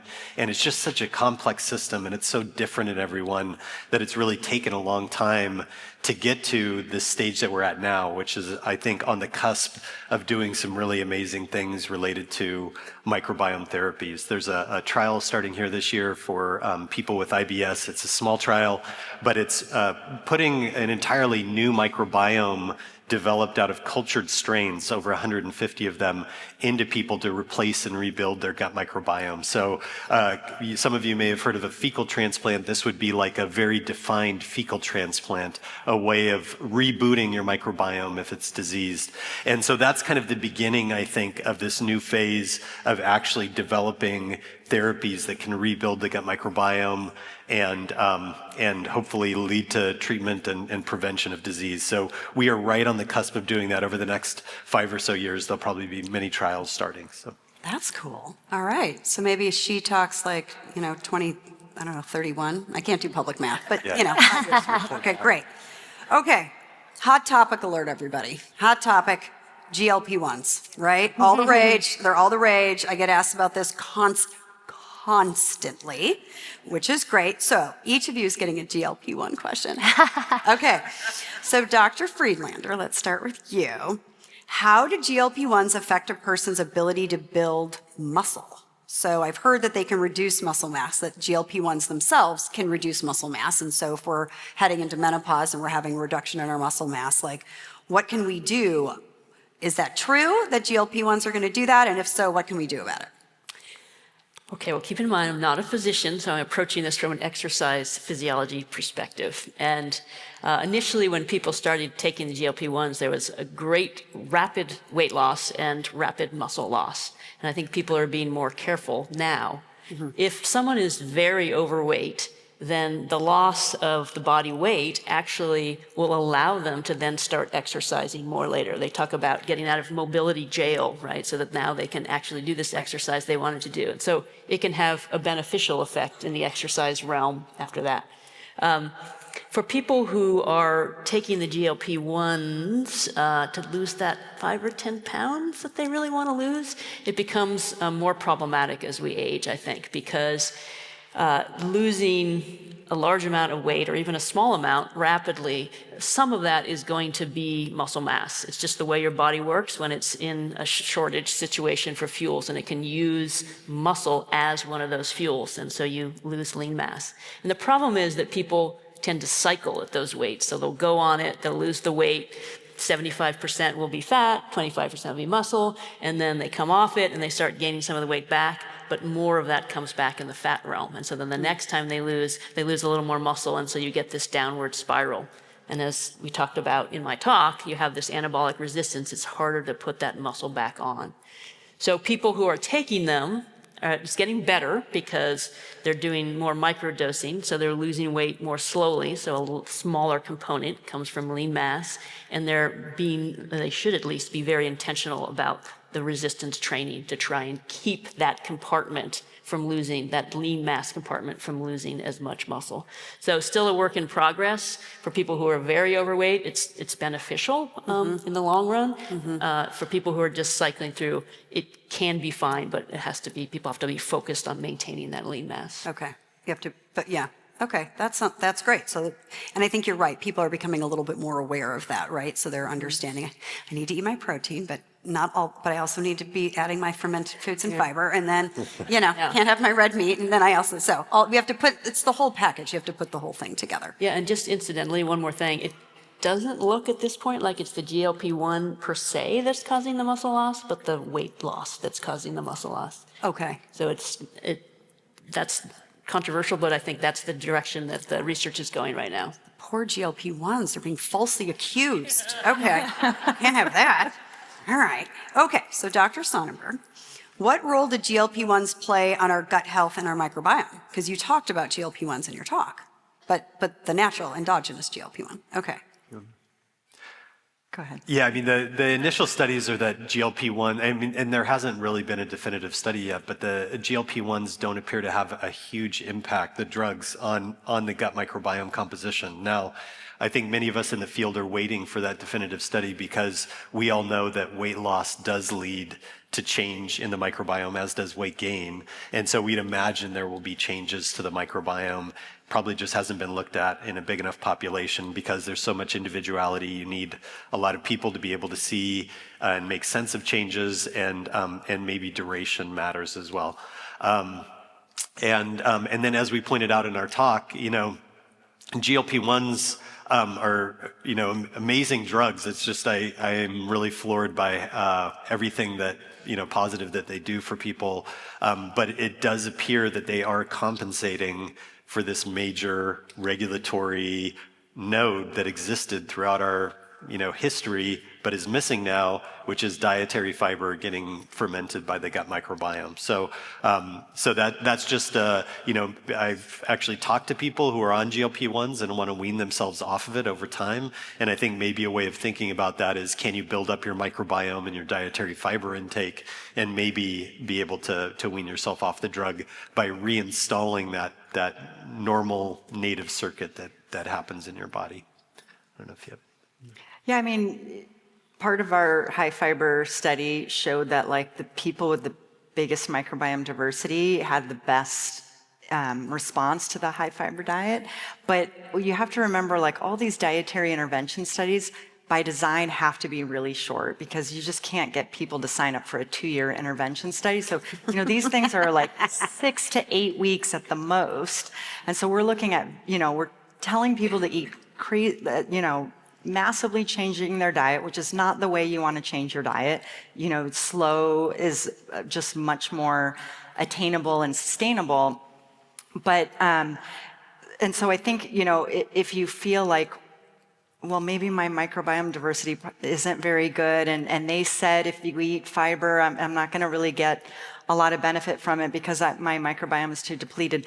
That was only in a 6-week study, and there is evidence that long-term dietary patterns really impact the microbiome in a more long-term way. So if you just think about adding fiber, and maybe the first couple months your microbiome is really starting to adjust and you're not benefiting and maybe generating as many molecules that can help with things like GLP-1, over a longer period of time you can regrow that community and reap those benefits. So we always say it's never too late to start.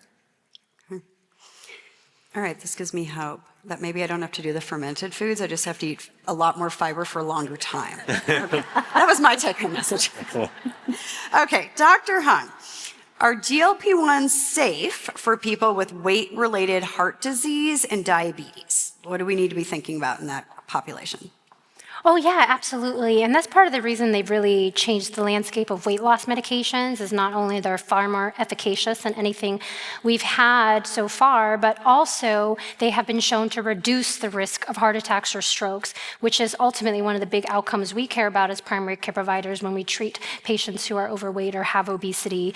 And now the GLP-1s are also FDA approved for lots of other indications. So for example, again, just reduction of elevated risk for heart disease in general, diabetes, patients who have diabetes and have chronic kidney disease, metabolically associated steatotic liver disease, which is often better known as fatty liver disease. And so there's lots of medical conditions that GLP-1s can help with. And we also have data that it helps with knee osteoarthritis more than just the weight loss effect on its own. And there's also really exciting research about how it may also prevent the progression of Alzheimer's dementia, decrease alcohol overuse. So lots of benefits for GLP-1s in addition to the weight loss aspect.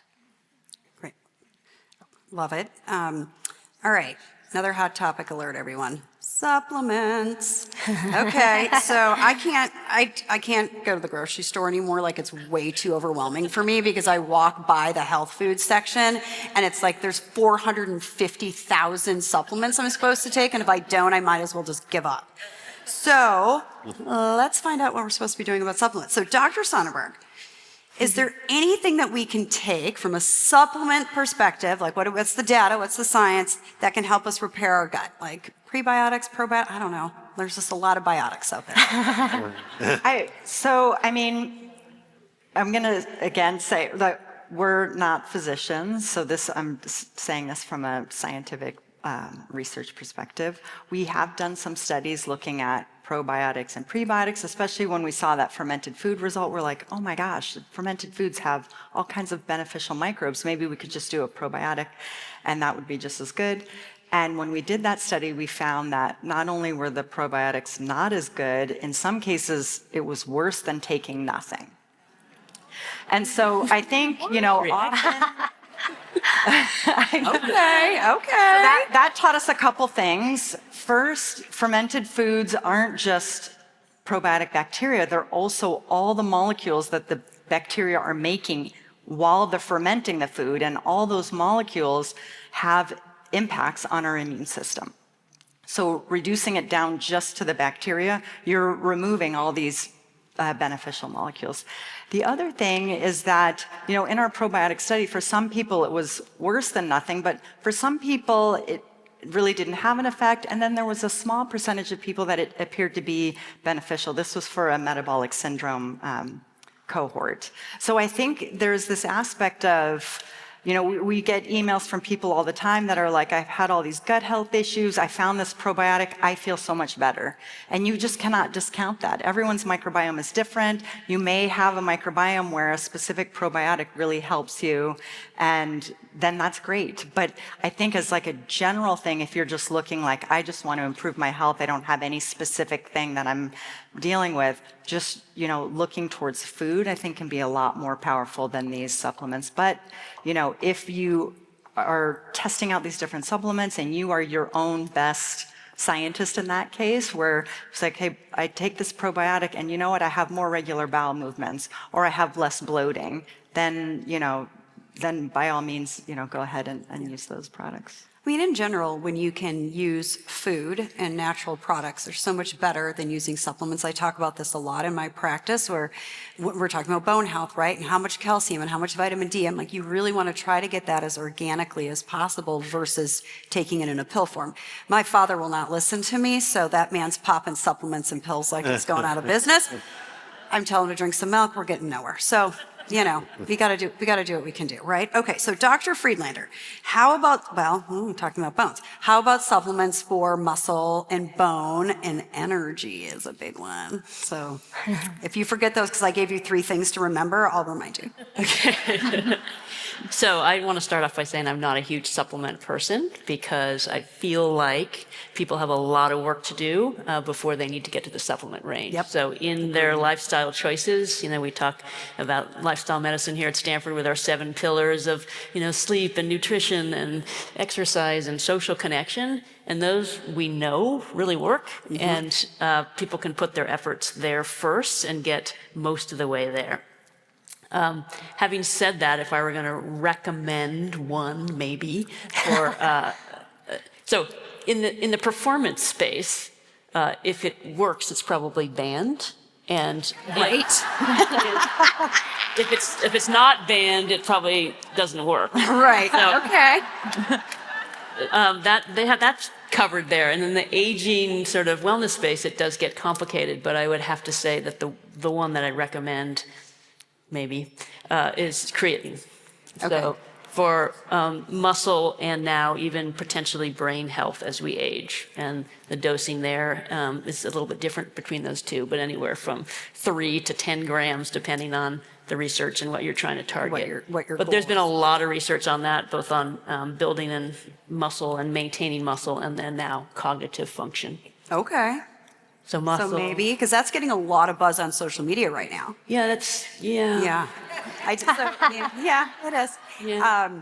So I did a podcast episode on supplements. It was probably the #1 episode that was downloaded. But we need to do 2.0. We need to do another one, and we have to talk about that because it's all over social media, right? Yeah. Well, that's the one that actually scientists kind of back as well. Yeah. So Okay. All right. behind. This is giving me some. Yeah. All right. I'm doing a little research right here for next episode. So, bone health. What about bone health? Well, maybe others would be better qualified to talk about that, but certainly the calcium, the vitamin D, the magnesium are the classic ones, and getting it from food whenever possible is the way to go. That's where I would stop with that list. Okay. And then, And what about energy? Everyone's just looking for like the fountain of youth, right? Mm-hmm. So yeah, no. yeah, I have okay. none for We that, got to yeah. do that's. So I just want to point out that we have these 7 pillars of health, right? Supplements is not one of them. So we have to work on those other pillars of health, and your energy levels they're going to follow because you're agree. taking care of yourself in a way. yeah, again, a lot of stuff on social media out there, very little science to back a lot of these up. Yeah. Oh yeah. Oh, yeah. Okay, Dr. Hung, can someone take too many supplements? Oh, absolutely. Yeah. Some visits are just whittling down that supplement list. So in terms of supplement, in terms of quantity, we know that if you're on 5 different drugs, the chance of them interacting is 50%. And that doesn't matter if you're on 2 prescription drugs or 3 supplements or 5 supplements, right? The chance of them interacting is half. If you're on 10 supplements, which some of my patients are, then the chance of an interaction is 100%. And the problem with the supplements that are interacting is we don't have much data for that. And so if I have patients who are taking a lot of prescription medications, I know what those drug-to-drug interactions are. Those are things that I can monitor and watch out for, and I get warnings from the pharmacist. But for supplements, I have no idea how your 10 supplements are interacting with each other, and they are not verified for safety. Even if they're verified by a third party, that just ascertains that they have the main ingredient they claim they do. Like if it says it has CoQ, at least it has CoQ. But they have found stimulants, pharmaceutical drugs, banned substances, environmental toxins, all sorts of stuff in supplements that you don't want to be putting in your body. So I would just echo what everyone else has been saying in terms of trying to get at the diet. I know it's harder work, but I think if anything, supplements provide kind of a false reassurance. But why grab the vitamin C bottle when you could get a fresh fruit that's going to have many other micronutrients in there for you? And same thing, I think fish oil is a big rage now. If you're not vegetarian and you don't hate fish, just have fish twice a week. Studies actually show that that has more cardiovascular benefit than pulling it into pill form, which is true for most micronutrients. Okay, I'm gonna record you saying that later and send it to my dad. Okay, maybe. I think you'll be able to get through. I mean, his daughter knows nothing, right? But you might be like, she's a Stanford doctor. Okay, we cannot be in this auditorium and not talk about hormone replacement therapy, right? All the rage, yes. I mean, I could be up here for 3 hours and just gabber on about it. So, I'm going to take the first question, even though I'm not allowed. Nobody's here for me, but I'm taking the first question. So, Dr. Voedisch, when is the optimal time to begin HRT, and is it ever too late to start? So, yes, it can be too late to start. And what's very difficult right now is we have a huge generation of women who are in their 60s who went through menopause 15 to 20 years prior, when we were still dealing with kind of the aftermath of the WHI, or the Women's Health Initiative study, which was a study that gave us a lot of information, but also at the time really scared people away from using something that could be beneficial to them. And so now they're hearing all about it. They're like, well, wait, but the black box warning was taken away, and wait, but I need to be on this now. Is it too late for me? And generally speaking, my recommendations are, we want you to start it before the age of 60 or within 10 years of your final menstrual period. Those are sort of our general guidelines. Now, if you went through menopause at age 55, then you have until age 65 to start it if you wanted to. We have to take into account, although, what's going on in your life as well, because someone who's 50 typically has less medical issues and comorbidities than somebody who's 65. So you have to put the whole picture together, and there may be other things that have popped up in your healthcare that we would say, it's maybe not a good idea. So that's my general thought, but it is very difficult because of the change in the messaging and how hard that is for people to say, well, wait, I want to be on that boat, but it's already left the harbor. So that's the general way that I do it. Great answer, Dr. Voedisch. Okay, so Dr. Hung, are there women who should not take hormone replacement therapy? Really stressful being asked by a menopause specialist, but I'll give it a go. You got this. So I'll talk mainly about cardiovascular disease and breast cancer since those pertain to my talk. But in terms of cardiovascular disease, the only major contraindications are reasons we can't use menopausal hormone therapy would be if you had a history of heart attack or stroke. Everything else is actually pretty nuanced. So if you have a history of high blood pressure, high cholesterol, diabetes, maybe family history of heart disease, those don't automatically preclude you from being able to use menopausal hormone therapy as long as you're in the window that Dr. Voedisch mentioned. But we do want to do a careful risk assessment. But MHT even does help with diabetes and high cholesterol, since, as I mentioned during my talk, those do increase during menopause because of the estrogen deficiency. But I would want to first calculate your individual risk, maybe assess your, and I think this is a great time to get that CT calcium score to better understand how much plaque you have so that we can either aggressively lower your LDL and other risk factors, or perhaps do additional cardiac testing before putting you on menopausal hormone therapy. In terms of breast cancer, if you have a personal history of breast cancer, that would be the only absolute contraindication.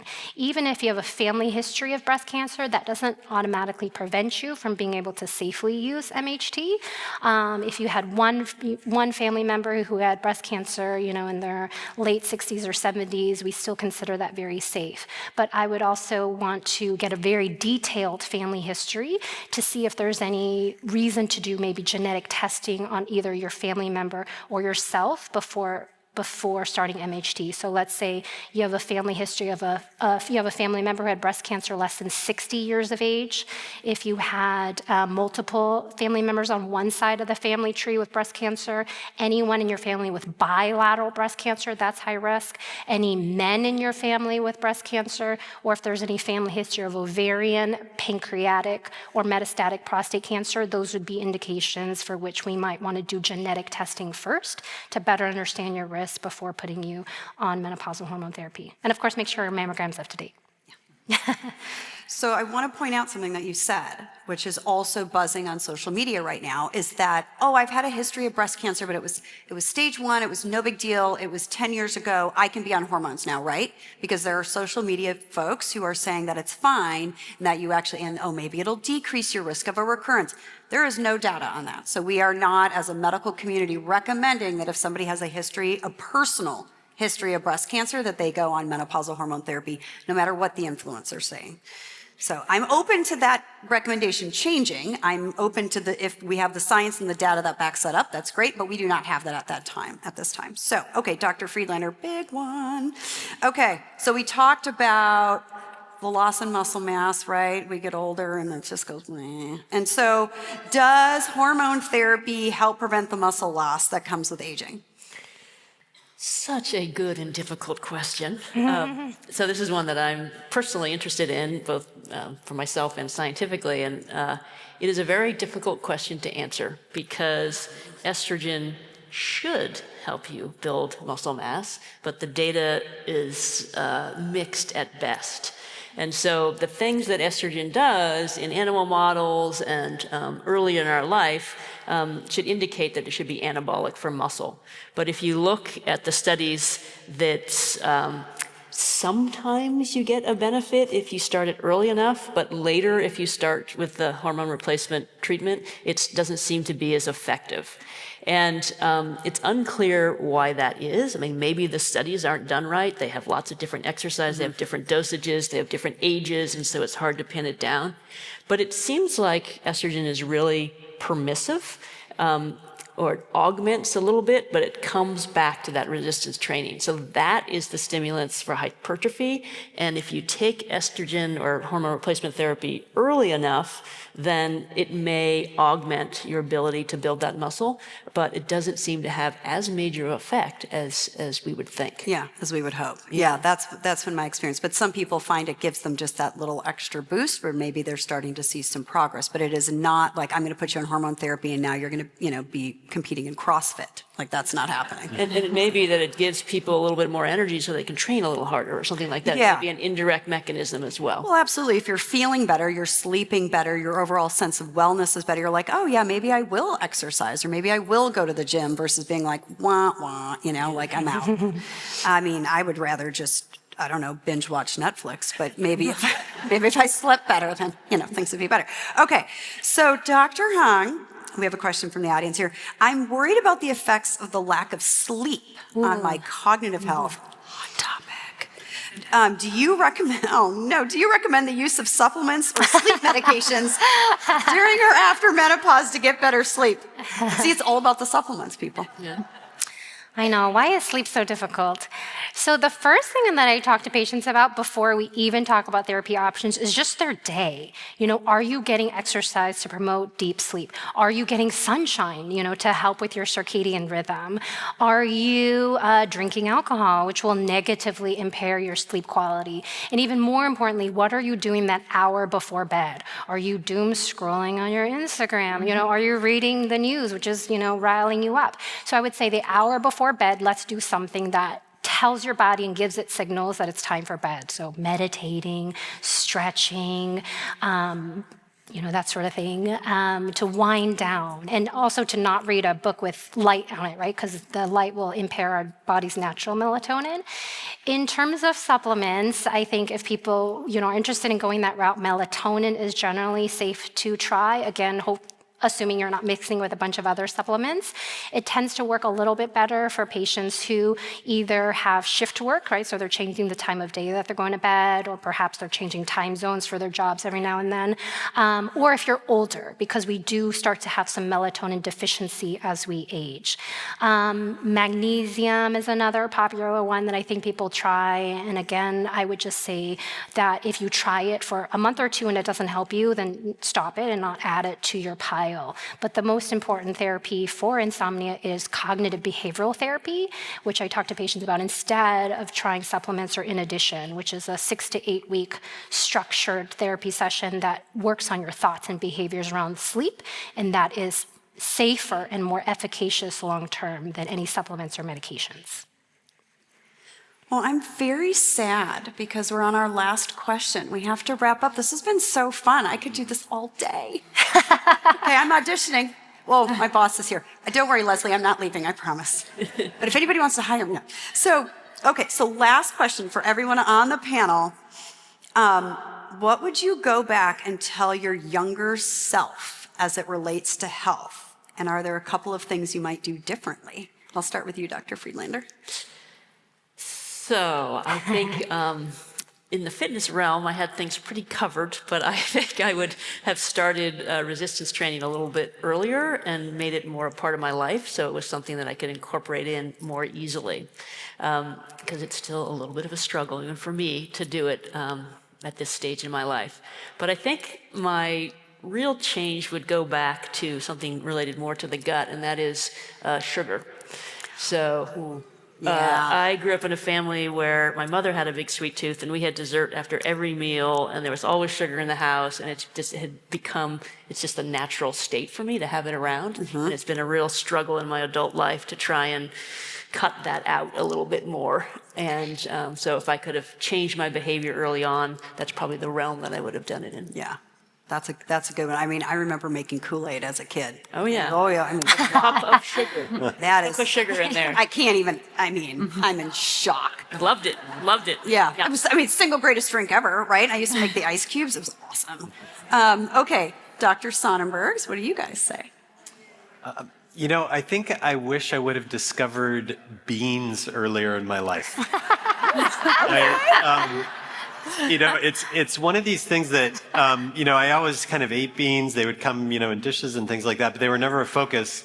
And then when we started to get our fiber up over, 40 grams per day, it was really impossible to do this without incorporating a lot of legumes in our diet. So beans, lentils, and now we have bean soup and beans as substitutes for pasta, and we incorporate them in all different sorts of ways in our diet, and it really is just a very satisfying way to eat. I feel really satisfied, and I know that I'm also meeting my fiber goals that way. So that's one thing I'd change. Right. Beans, sugar, okay. Dr. Sonnenburg. I think I would have made more of an effort to learn cooking younger. I mean, when I had kids, I was like, oh, I really need to pull it together and start cooking more. But I just think back to like in college, there was a lot of, like fast food or just like quick, prepared meals in the freezer section that I ate. And now that I've learned how to cook, I just realize like if you get in that habit, it doesn't have to be super crazy fancy meals. You can, cook a pot of beans and then add some fermented food on it, and it can be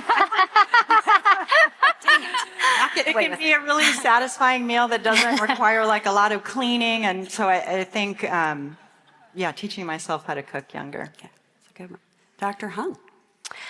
I think that's a tough one to answer because I really do think that it's never too late to make a change in terms of your diet and exercise. And I've incorporated so much more strength training in the last couple of years, and I've been eating a lot more cleaner. But I do wonder if I had eliminated processed foods, things that we think are breakfast items, right? Like cereal, granola bar, those are actually highly processed, right? How would my gut health be different today?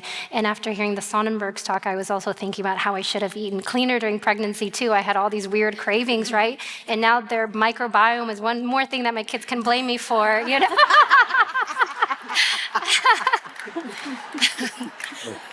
I mean, it's always our fault, so, now I'm really sad again because cereal is my second favorite food. So, okay, I'm sad. All right, so let's give a huge round of applause to our speakers. Yes? Okay, absolutely.